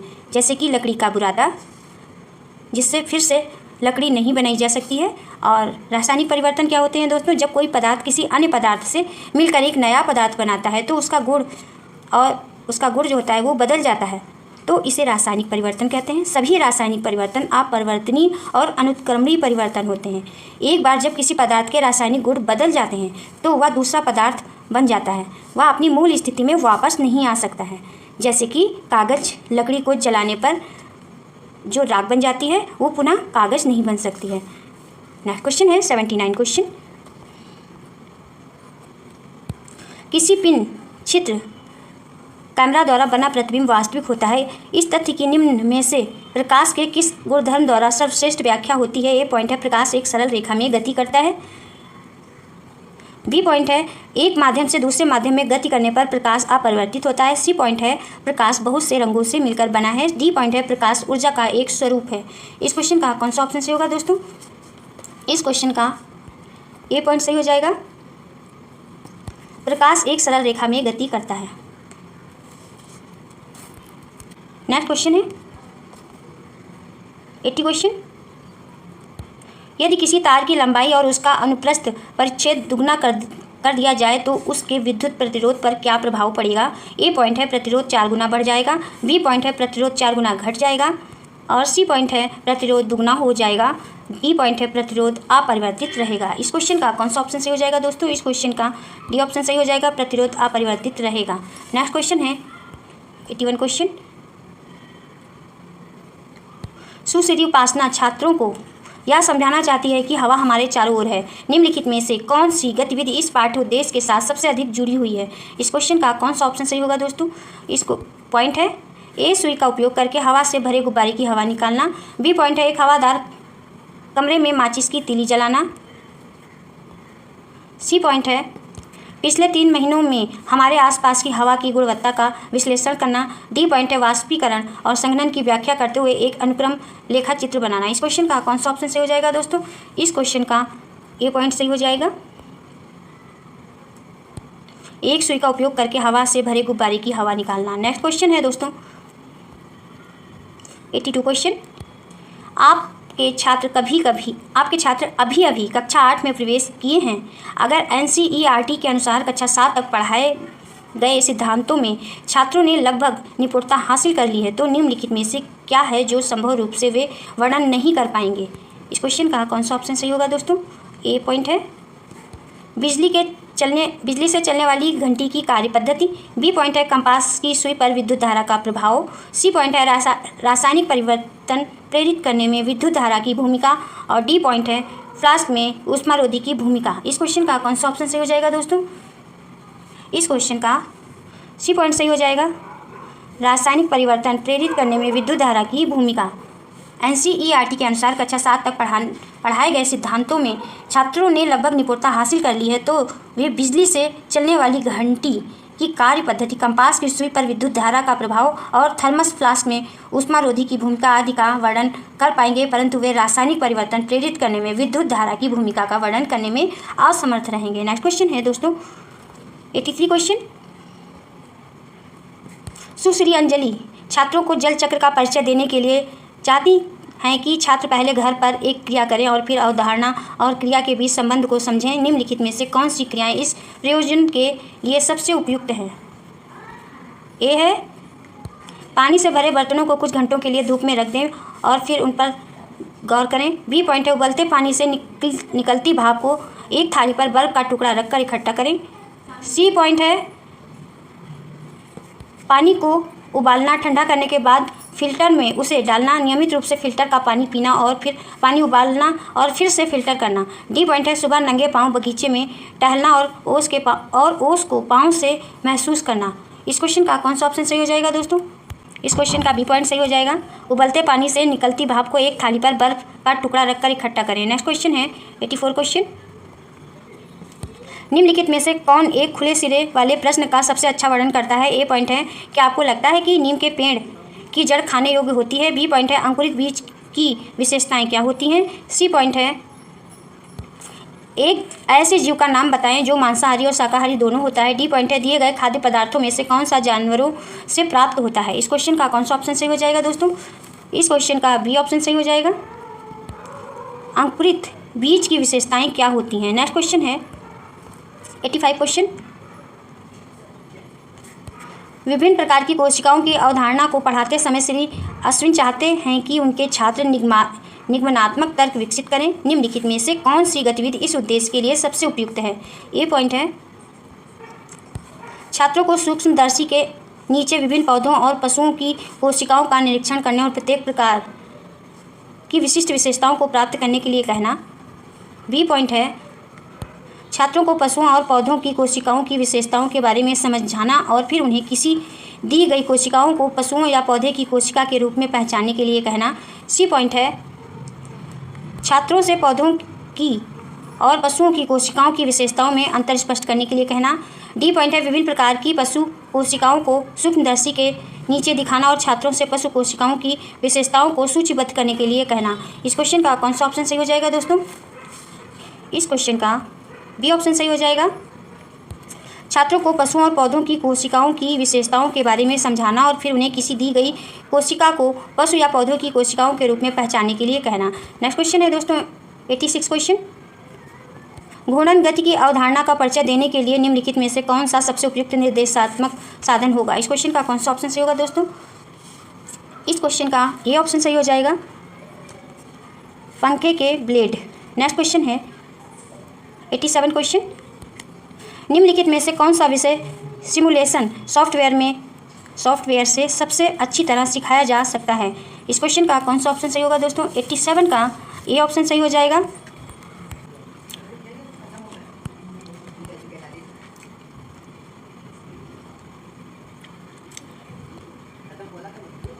बोर्ड पर रखी विभिन्न गोटियों पर कैरम स्ट्राइकर के बल का प्रभाव। बोर्ड पर रखी विभिन्न गोटियों पर कैरम स्ट्राइकर के बल का प्रभाव को सिमुलेशन सॉफ्टवेयर से अच्छी तरह सिखाया जा सकता है।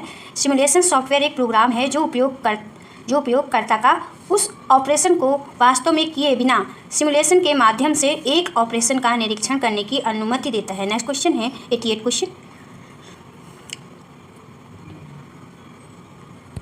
हुक वह गतिविधि होती है जो विद्यार्थियों के वर्तमान ज्ञान का उपयोग करती है और रुचि पैदा करती है। हृदय पर एक परिचयात्मक पाठ शुरू करते समय सुश्री सौम्या के लिए उपयोग करने के लिए निम्नलिखित में से कौन सी सबसे अच्छी हुक गतिविधि होगी?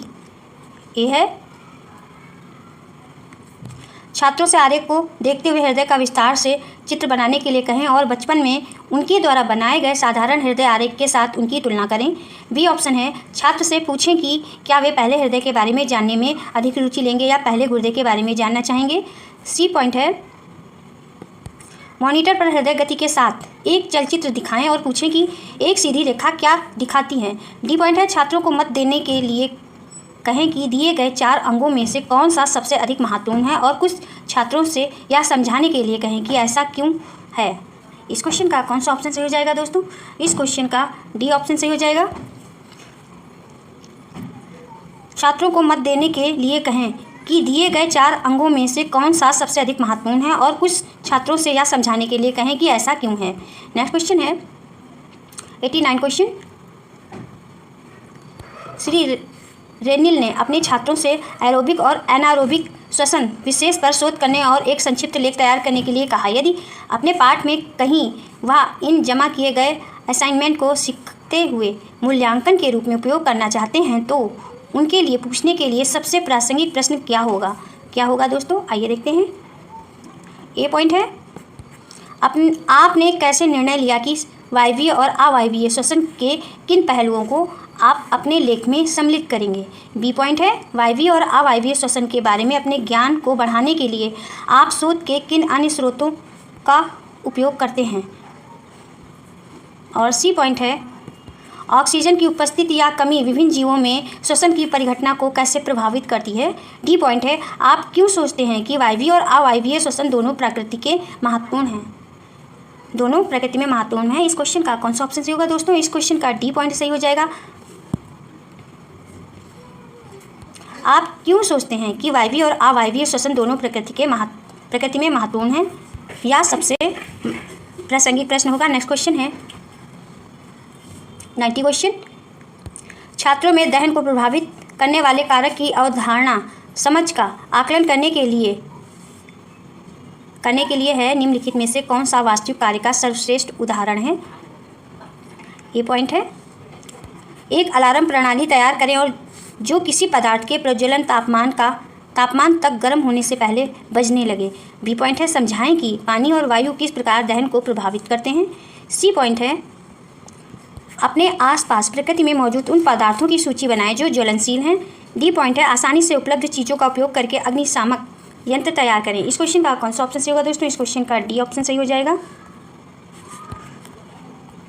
आसानी से उपलब्ध चीज़ों का प्रयोग करके अग्निशामक यंत्र तैयार करें। प्रीवियस ईयर 28 जनवरी 2023 का पेपर सॉल्व करेंगे। आइए क्लास शुरू करते हैं। क्वेश्चन है, राइजोबियम जीवाणु प्रायः चने, मटर, मूंग, बीन और अन्य फलियों की जड़ों में पाया जाता है। जीवाणु का पौधे से क्या संबंध कहलाता है। इस क्वेश्चन का कौन सा ऑप्शन सही होगा दोस्तों? ऑप्शन है सहजीवी संबंध, बी है परजीवी संबंध, सी है परपोषित संबंध और डी है कीटाहारी संबंध। इस क्वेश्चन का कौन सा ऑप्शन सही हो जाएगा दोस्तों? इस क्वेश्चन का ए ऑप्शन सही हो जाएगा, सहजीवी संबंध। राइजोबियम जीवाणु प्रायः चने, मटर, मूंग, बीन और अन्य फलियों की जड़ों में पाया जाता है। जीवाणु का पौधे के साथ संबंध सहजीवी कहलाता है। राइजोबियम एक सहजीवी जीवाणु है। नेक्स्ट क्वेश्चन है 62 क्वेश्चन। प्राणी जहाँ रहते हैं वहाँ जीवित रहने के लिए अपने आप को अनुकूलित कर लेते हैं। स्तंभ 1 में प्राणियों की सूची एवं स्तंभ 2 में प्राणियों के अनुकूलन की सूची दी गई है। आइए देखते हैं। सूची इस प्रकार है। इस क्वेश्चन का कौन सा ऑप्शन सही होगा दोस्तों? इस क्वेश्चन का बी ऑप्शन सही हो जाएगा। इस प्रकार से ध्रुवी भालू का मिलान करेंगे लंबे, गोलाकार और नुकीले पंजे से, और लाल आँखों का मेंढक का मिलान करेंगे हम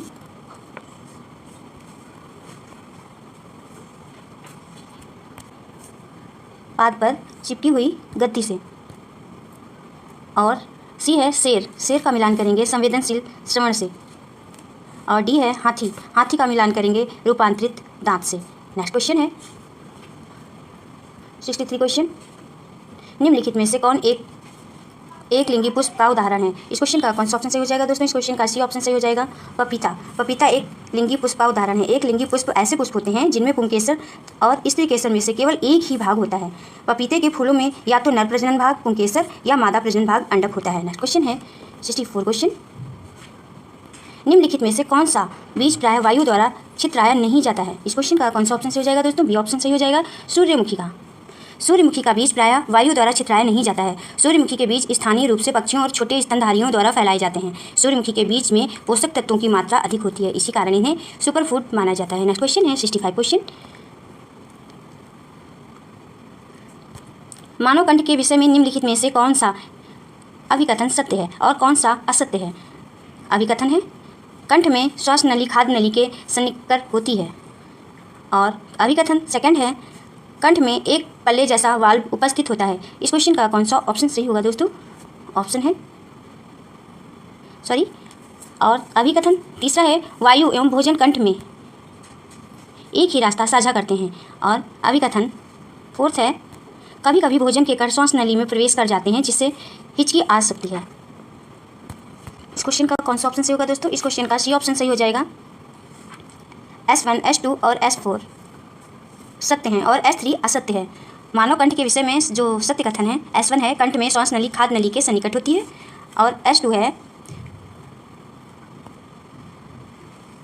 कंठ में एक पल्ले जैसा वाल्व उपस्थित होता है, और फोर्थ कथन जो है वो है कभी कभी भोजन के कण श्वास नली में प्रवेश कर जाते हैं जिससे हिचकी आ सकती है। और मानव कंठ के विषय में जो असत्य कथन है वो है वायु एवं भोजन कंठ में एक ही रास्ता साझा करते हैं। नेक्स्ट क्वेश्चन है 66 क्वेश्चन। निम्नलिखित में से कौन सा प्रवाह आलेख मानवों में रुधिर के प्रवाह का सही क्रम दर्शा रहा है? इस क्वेश्चन का कौन सा ऑप्शन सही होगा दोस्तों? ए ऑप्शन है फुफ्फुस, फुफ्फुस शिरा, हृदय, धमनियाँ, शरीर, शिराएं, हृदय, फुफ्फुस, धमनी, फुफ्फुस।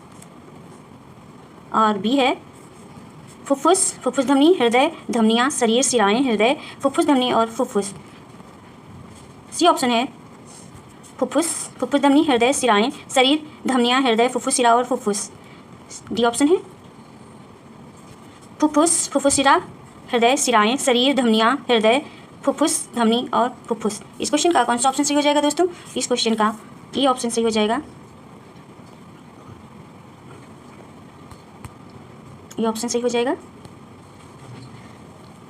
मानव में रुधिर के प्रवाह का जो सही क्रम है वो है फुफ्फुस से रुधिर फुफ्फुस शिरा में जाता है, फिर फुफ्फुस शिरा से हृदय में, हृदय से धमनियों में प्रवेश करता है, फिर शरीर में, और फिर शिराएं, और फिर शिराओं से हृदय में, और हृदय से फुफ्फुस धमनी, और फुफ्फुस धमनी से फुफ्फुस में। नेक्स्ट क्वेश्चन है दोस्तों 67 क्वेश्चन। मानव शरीर के निम्नलिखित कौन से प्रकार से डायलिसिस का प्रक्रम जुड़ा है? कौन सा ऑप्शन सही होगा इस क्वेश्चन का दोस्तों? बी ऑप्शन सही हो जाएगा। उत्सर्जन। मानव शरीर के उत्सर्जन प्रकार से डायलिसिस का प्रक्रम जुड़ा हुआ है। मानव शरीर के आंतरिक प्रोटीन के अपचय के परिणाम स्वरूप उत्पन्न अमोनिया, यूरिया और यूरिक अम्ल जैसे हानिकारक पदार्थों को उत्सर्जी अंगों द्वारा शरीर से बाहर निकालने की क्रिया उत्सर्जन कहलाती है। डायलिसिस अर्धपारगम में झिल्ली में विलय और द्रव के अति निस्पंदन के विसरण के सिद्धांत पर कार्य करता है। नेक्स्ट क्वेश्चन है 68 क्वेश्चन। मानव में ध्वनि कंपन में कंपन ए पैदा करता है, ए कंपन को बी में भेजता है, वहाँ से संकेत सी पर जाता है। ए, बी और सी क्रमशः हैं क्या है दोस्तों? इस क्वेश्चन का कौन सा ऑप्शन सही हो जाएगा? इस क्वेश्चन का बी ऑप्शन सही हो जाएगा। कर्णपटह, अंतरकर्ण और मस्तिष्क। मानवों में ध्वनि कंपन कर्णपटह में कंपन पैदा करता है, कर्णपटह कंपन को अंतरकर्ण में भेजता है, फिर वहाँ से संकेत मस्तिष्क पर जाता है। इसलिए ए, बी, सी क्रमशः कर्णपटह, अंतरकर्ण और मस्तिष्क हैं। नेक्स्ट क्वेश्चन है 69 क्वेश्चन। 69 क्वेश्चन इस प्रकार है। स्तंभ 1 और स्तंभ 1 में पोषक तत्व दिए हुए हैं, स्तंभ 2 में अभाव और विकार दिए हुए हैं। आइए देखते हैं निम्नलिखित में से कौन सा विकल्प स्तंभ 1 के पोषक तत्वों को स्तंभ 2 के हीनताजन्य विकारों से सही सुमिलित कर रहा है। इस क्वेश्चन का कौन सा ऑप्शन सही हो जाएगा दोस्तों? इस क्वेश्चन का सी ऑप्शन सही हो जाएगा। आइए देखते हैं, मिलान करते हैं। लोहा आयरन का मिलान अल्प रक्तता एनीमिया से करेंगे, और विटामिन B1 का मिलान विटामिन बी की कमी से बेरी रोग होता है, इसका मिलान करेंगे बेरी से। विटामिन सी की कमी से स्कर्वी रोग होता है, इसका मिलान करेंगे स्कर्वी से। और डी की कमी से, आयोडीन की कमी से कौन सा रोग होता है दोस्तों, इसका मिलान करेंगे घेंघा से। नेक्स्ट क्वेश्चन है 70 क्वेश्चन। निम्नलिखित विकल्पों में से कौन सा विकल्प रेशम के उत्पादन से जुड़ा हुआ है। इस क्वेश्चन का कौन सा ऑप्शन सही होगा। 70 का बी ऑप्शन सही हो जाएगा। रेशम कीट पालन और शहतूत कृषि। रेशम कीट पालन और शहतूत कृषि रेशम उत्पादन से जुड़ा है। शहतूत रेशम कीट सामान्य रेशम कीट है जिसका उपयोग रेशम उत्पादन के लिए किया जाता है। रेशम एक प्रकार का प्राकृतिक रेशा है। यह मुख्य रूप से प्रोटीन से बना होता है। रेशम कीट पालन को सेरीकल्चर के नाम से जाना जाता है। ये कुछ इंपॉर्टेंट पॉइंट हैं दोस्तों। नेक्स्ट क्वेश्चन है 71 क्वेश्चन।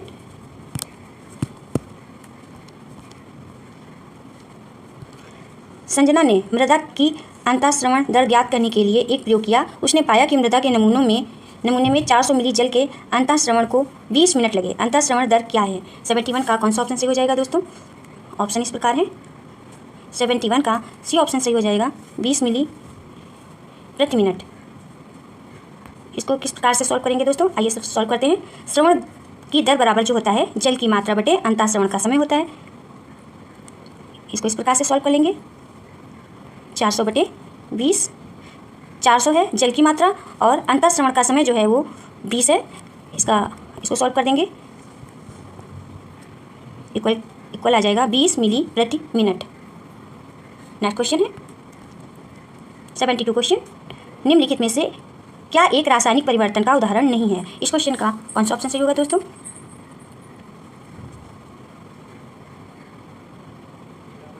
पहला है हमारे शरीर में भोजन का पाचन, दूसरा है किण्वन और तीसरा है प्रकाश संश्लेषण, चौथा है क्रिस्टलीकरण। इस क्वेश्चन का कौन सा ऑप्शन सही होगा दोस्तों। इस क्वेश्चन का डी ऑप्शन सही हो जाएगा, केवल डी क्रिस्टलीकरण। क्रिस्टलीकरण रासायनिक परिवर्तन का उदाहरण नहीं है। पदार्थों में ऐसा परिवर्तन जिसमें पदार्थ के अणुओं का रासायनिक संगठन या अणुओं की आंतरिक संरचना में परिवर्तन होना रासायनिक परिवर्तन कहलाता है। रासायनिक परिवर्तन के उदाहरण हो सकते हैं जैसे कि भोजन का पाचन, दूध का खट्टा होना, फलों का सड़ना, लोहे में जंग लगना। नेक्स्ट क्वेश्चन है 73 क्वेश्चन। अभिकथन ए है सोडियम ग्लिसरीन में भंडारित किया जाता है। रीज़न है, कारण जो है वो सोडियम ऑक्सीजन और जल से तीव्रता से अभिक्रिया करता है। ऑप्शन इस प्रकार है। कौन सा ऑप्शन सही होगा दोस्तों। 73 का सी ऑप्शन सही हो जाएगा। ए असत्य है किंतु आर सत्य है। सोडियम को ग्लिसरीन में भंडारित नहीं किया जाता है बल्कि इसे मिट्टी के तेल में रखा जाता है। सोडियम एक अभिक्रियाशील धातु है। यह ऑक्सीजन और जल के साथ अत्यंत तीव्र अभिक्रिया करता है। इस अभिक्रिया में अधिक ऊष्मा उत्पन्न होती है, इसी कारण इसे मिट्टी के तेल में रखा जाता है। इसलिए कथन ए असत्य है और कथन बी सत्य है। नेक्स्ट क्वेश्चन है 74 क्वेश्चन। उदासीनीकरण अभिक्रिया के लिए निम्नलिखित में से क्या गलत है। क्या गलत है दोस्तों। 74 का कौन सा ऑप्शन सही हो जाएगा। ए है यह एक अम्ल और एक क्षार के बीच की अभिक्रिया है। बी है इस अभिक्रिया में एक नया पदार्थ लवण बनता है। और सी है निर्मित लवण प्रकृति में केवल अम्लीय अथवा क्षारीय होते हैं। डी है अभिक्रिया में ऊष्मा सर्वदा अवशोषित होती है। इस क्वेश्चन का कौन सा ऑप्शन सही होगा दोस्तों। इस क्वेश्चन का डी ऑप्शन सही हो जाएगा, सी और डी। जिन अभिक्रियाओं में अम्ल तथा क्षार क्रिया करके जल और लवण बनाते हैं तो ऐसी अभिक्रिया को उदासीनीकरण अभिक्रिया कहते हैं। नेक्स्ट क्वेश्चन है दोस्तों 75 क्वेश्चन। जब सल्फर ऑक्सीजन से अभिक्रिया करता है तब एक गैस ए बनती है। ए को जल में घोलने पर बी बनता है। बी सी लिटमस को डी कर देता है। ए बी सी डी क्रमशः हैं। क्या है दोस्तों। इस क्वेश्चन का कौन सा ऑप्शन सही हो जाएगा। इस क्वेश्चन का बी ऑप्शन सही हो जाएगा। सल्फर डाइऑक्साइड, सल्फ्यूरिक अम्ल और नीला लाल, बी ऑप्शन सही हो जाएगा। जब सल्फर ऑक्सीजन से अभिक्रिया करता है तब एक गैस सल्फर डाइऑक्साइड बनती है। सल्फर डाइऑक्साइड को जल में घुलने पर सल्फ्यूरस अम्ल बनता है। सल्फ्यूरस अम्ल नीला लिटमस को लाल कर देता है। इसलिए A B C D sulphur dioxide, sulphurous अम्ल, नीला लाल। नेक्स्ट क्वेश्चन है 76 क्वेश्चन। एक समान चाल से गति करती हुई वस्तु के दूरी समय आलेख के संदर्भ में निम्नलिखित में से क्या सही है। क्या सही है दोस्तों। 76 का कौन सा ऑप्शन सही हो जाएगा। इस क्वेश्चन का ए ऑप्शन सही हो जाएगा। यह एक्स अक्ष के समांतर एक सीधी रेखा है। नेक्स्ट क्वेश्चन है 77 क्वेश्चन। निम्नलिखित में से कौन सा विकल्प विभिन्न घर्षण बलों को घर्षण के बढ़ते क्रम में दर्शाता है। इस क्वेश्चन का कौन सा ऑप्शन सही हो जाएगा दोस्तों। इस क्वेश्चन का डी ऑप्शन सही हो जाएगा, लोटनी सर्पण स्थैतिक। लोटनी सर्पण स्थैतिक घर्षण बलों को घर्षण के बढ़ते क्रम को दर्शाता है। लोटनी घर्षण उसे कहते हैं जब एक निकाय दूसरे निकाय की सतह पर लुढ़कता है तो उसकी गति के प्रतिरोध को लोटनी घर्षण कहते हैं। सर्पण घर्षण किसे कहते हैं दोस्तों? सर्पण घर्षण जब एक सतह दूसरी सतह पर फिसलती है तो सतहों पर लगने वाला घर्षण बल सर्पण घर्षण बल कहलाता है। और स्थैतिक घर्षण किसे कहते हैं दोस्तों? दो तलों के मध्य घर्षण बल जिसके मध्य कोई सापेक्ष गति नहीं होती है तो उसे स्थैतिक घर्षण बल कहते हैं। नेक्स्ट क्वेश्चन है 78 क्वेश्चन। दो समतल दर्पण एक दूसरे के समांतर हैं और उनके मध्य दूरी 30 सेंटीमीटर है। उनके बीच में रखे गए एक सिक्के के कितने प्रतिबिंब बनेंगे? बताइए दोस्तों कितने प्रतिबिंब बनेंगे? इस क्वेश्चन का डी ऑप्शन सही हो जाएगा, अनंत। दो समतल दर्पण एक दूसरे के समांतर रखे होने पर उनके मध्य रखी वस्तु के अनंत प्रतिबिंब बनते हैं। समतल घर्षण एक परावर्तक सतह वाला दर्पण होता है। समतल दर्पण से टकराने वाली प्रकाश किरणों के लिए परावर्तन कोण आपतन कोण के बराबर होता है। नेक्स्ट क्वेश्चन है 79 क्वेश्चन। निम्नलिखित में से कौन सा विकल्प प्रकाश के यंत्रों को ऊर्जा क्षमता के सही वृद्धि क्रम को दर्शाता है? इस क्वेश्चन का कौन सा ऑप्शन सही होगा दोस्तों? इस क्वेश्चन का डी ऑप्शन सही हो जाएगा। प्रकाश के यंत्रों का ऊर्जा क्षमता में वृद्धि का जो सही क्रम है वो है तापदीप्त बल्ब, ट्यूबलाइट, CFL और LED। नेक्स्ट क्वेश्चन है 80 क्वेश्चन। निम्नलिखित कथनों को पढ़िए। ये है धातुएं विद्युत का चालन करती हैं। पहला है धातुएं विद्युत का चालन करती हैं। दूसरा है ऋण आवेश धन आवेश को प्रतिकर्षित करता है। इस क्वेश्चन का कौन सा ऑप्शन सही होगा दोस्तों? इस क्वेश्चन का सी ऑप्शन सही हो जाएगा। सिद्धांत एक सिद्धांत है, दूसरा अवलोकन है। धातुएं विद्युत का चालन करती हैं, यह एक सिद्धांत है। धातुओं में मुक्त इलेक्ट्रॉन उपस्थित होने के कारण विद्युत का चालन होता है। ऋण आवेश धन आवेश को प्रतिकर्षित करता है, यह एक अवलोकन है। नेक्स्ट क्वेश्चन है 81 क्वेश्चन। कथन ए है चुंबक लोहे को आकर्षित करते हैं। कथन बी है या सिक्का चुंबक से आकर्षित नहीं होता है। इस क्वेश्चन का निम्नलिखित में से कौन सा विकल्प सही है? इस क्वेश्चन का कौन सा विकल्प सही है दोस्तों? इस क्वेश्चन का ए विकल्प सही है। ए तथ्य है और बी अवलोकन है। चुंबक लोहे को आकर्षित करते हैं, यह एक तथ्य है। चुंबक लोहे पर अपने चुंबकीय क्षेत्र के प्रभाव के कारण लोहे को आकर्षित करते हैं। चुंबकीय क्षेत्र के संपर्क में आने पर परमाणु अपने इलेक्ट्रॉनों को चुंबकीय क्षेत्र के प्रभाव के साथ संरेखित करते हैं। यह सिक्का चुंबक से आकर्षित नहीं होता है, यह एक अवलोकन है। सिक्के में लौह तत्व का गुण नहीं पाया जाता है। नेक्स्ट क्वेश्चन है 82 क्वेश्चन। वायु दाब के संदर्भ में निम्नलिखित में से कौन से कथन सत्य हैं? कौन से कथन सत्य हैं दोस्तों? इस क्वेश्चन का कौन सा ऑप्शन सही होगा दोस्तों? कथन इस प्रकार है। पहला जो कथन है, हमारे चारों ओर की वायु हम पर बहुत कम दाब डालती है। दूसरा है वायु गर्म करने पर संकुचित हो जाती है और ठंडा करने पर विस्तृत हो जाती है। तीसरा है गर्म वायु ऊपर उठती है और ठंडी वायु धरती को ओर जाने की प्रवृत्ति रखती है। और फोर्थ है जैसे ही गर्म वायु ऊपर उठती है उस स्थान पर वायु दाब बढ़ जाता है। इस क्वेश्चन का कौन सा ऑप्शन सही होगा दोस्तों? इस क्वेश्चन का सी ऑप्शन सही हो जाएगा। ए, सी और डी। इस क्वेश्चन का जो ऑप्शन सही होगा वो है ए, सी और डी। वायु दाब के संदर्भ में सत्य कथन जो है वो हमारे चारों ओर की वायु हम पर बहुत कम दाब डालती है। सी वाला है गर्म वायु ऊपर उठती है और ठंडी वायु धरती की ओर जाने की प्रवृत्ति रखती है। और डी है जैसे ही गर्म वायु ऊपर उठती है उस स्थान का वायु दाब बढ़ जाता है। नेक्स्ट क्वेश्चन है 83 क्वेश्चन। निम्नलिखित में से कौन सा कथन विज्ञान की प्रकृति के विषय में गलत है? कौन सा गलत है? 83 का कौन सा ऑप्शन सही होगा दोस्तों? 83 का बी ऑप्शन सही होगा। विज्ञान एक सामाजिक उद्यम है। विज्ञान एक सामाजिक उद्यम है। विज्ञान की प्रकृति के विषय में गलत कथन है ये। विज्ञान अनुभव से प्राप्त होने वाले प्रमाणों के आधार पर भौतिक संसार का वर्णन करने और उनकी व्याख्या करने का प्रयास करता है। विज्ञान में केवल तार्किक निगमनात्मक निष्कर्ष ही नहीं बल्कि विशेषज्ञों के निर्णय भी शामिल रहते हैं। नेक्स्ट क्वेश्चन है 84 क्वेश्चन। निम्नलिखित में से क्या विज्ञान की संकल्पना को नहीं दर्शा रहा है? 84 का कौन सा ऑप्शन सही होगा दोस्तों? 84 का ये ऑप्शन सही हो जाएगा। यह ज्ञान का एक संग्रह है। किसी विषय या वस्तु के वास्तविक क्रमबद्ध सुव्यवस्थित और विशिष्ट ज्ञान को विज्ञान कहते हैं। विज्ञान प्रेक्षणों और प्रयोगों द्वारा प्रमाणित होता है जिसमें भौतिक जगत और प्रकृति के नियमों का अध्ययन किया जाता है। इससे वस्तु के प्रकृति गुण और उसके व्यवहार को जानने में मदद मिलती है। नेक्स्ट क्वेश्चन है 85 क्वेश्चन। निम्नलिखित में से क्या एक विज्ञान शिक्षा का उद्देश्य नहीं है? निम्नलिखित में से क्या एक विज्ञान शिक्षा का उद्देश्य नहीं है? इस क्वेश्चन का कौन सा ऑप्शन सही हो जाएगा दोस्तों? इस क्वेश्चन का बी ऑप्शन सही होगा। इसे शिक्षार्थी को ईमानदारी, अखंडता और सहयोग के मूल्यों को आत्मसात करने में सक्षम बनाना चाहिए। इस क्वेश्चन का कौन सा ऑप्शन सही होगा दोस्तों? इस क्वेश्चन का बी ऑप्शन सही हो जाएगा। नेक्स्ट क्वेश्चन है 86 क्वेश्चन। पोर्टफोलियो को एक विकल्प आकलन योजना के रूप में प्रयुक्त किया जाता है। इस क्वेश्चन का कौन सा ऑप्शन सही होगा दोस्तों? इस क्वेश्चन का ए ऑप्शन सही हो जाएगा। यह समय के साथ एकल किए गए सभी विद्यार्थियों के सभी कार्यपत्रकों का संग्रह है। नेक्स्ट क्वेश्चन है 87 क्वेश्चन। कथन ए है सिद्धांत एवं नियम वैज्ञानिक ज्ञान को निरूपित करते हैं, और कथन बी है सत्यापन के पश्चात नियम सिद्धांत बन जाते हैं। निम्नलिखित में से कौन सा विकल्प सही है? कौन सा विकल्प सही है दोस्तों? इस क्वेश्चन का ए ऑप्शन सही हो जाएगा। ए और बी दोनों सत्य हैं। ए और बी दोनों ही सत्य हैं। सिद्धांत एवं नियम वैज्ञानिक ज्ञान को निरूपित करते हैं, और कथन जो बी है वो सत्यापन के पश्चात नियम सिद्धांत बन जाते हैं। नेक्स्ट क्वेश्चन है 88 क्वेश्चन। अनुसंधान दर्शाते हैं कि शिक्षकों को एक प्रश्न पूछने के उपरांत 5 सेकंड तक प्रतीक्षा करनी चाहिए। विद्यार्थियों के लिए प्रतीक्षा समय का निम्नलिखित में से क्या एक लाभ नहीं है? इस क्वेश्चन का कौन सा ऑप्शन सही होगा दोस्तों? इस क्वेश्चन का बी ऑप्शन सही हो जाएगा। विद्यार्थियों के प्रश्न में कमी होना।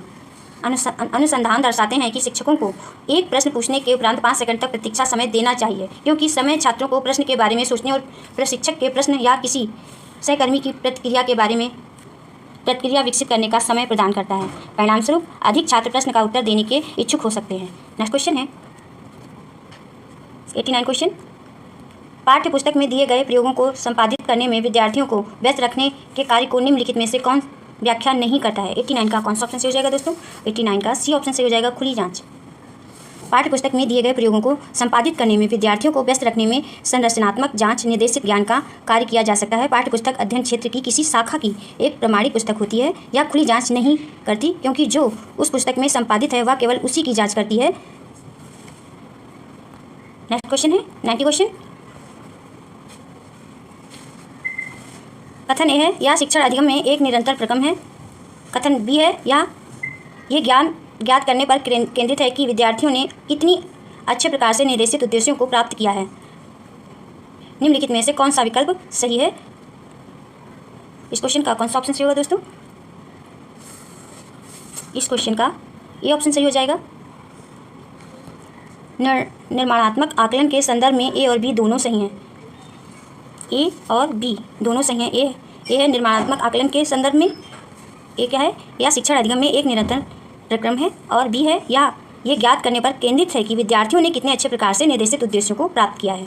बस आज की वीडियो में इतना ही दोस्तों। यदि आपको क्लास अच्छी लगी हो तो वीडियो को सब्सक्राइब कीजिए, लाइक और शेयर कीजिए, कमेंट्स करके बताइए कि क्लास कैसी रही। मिलते हैं नेक्स्ट क्लास में। Thank you for watching this video.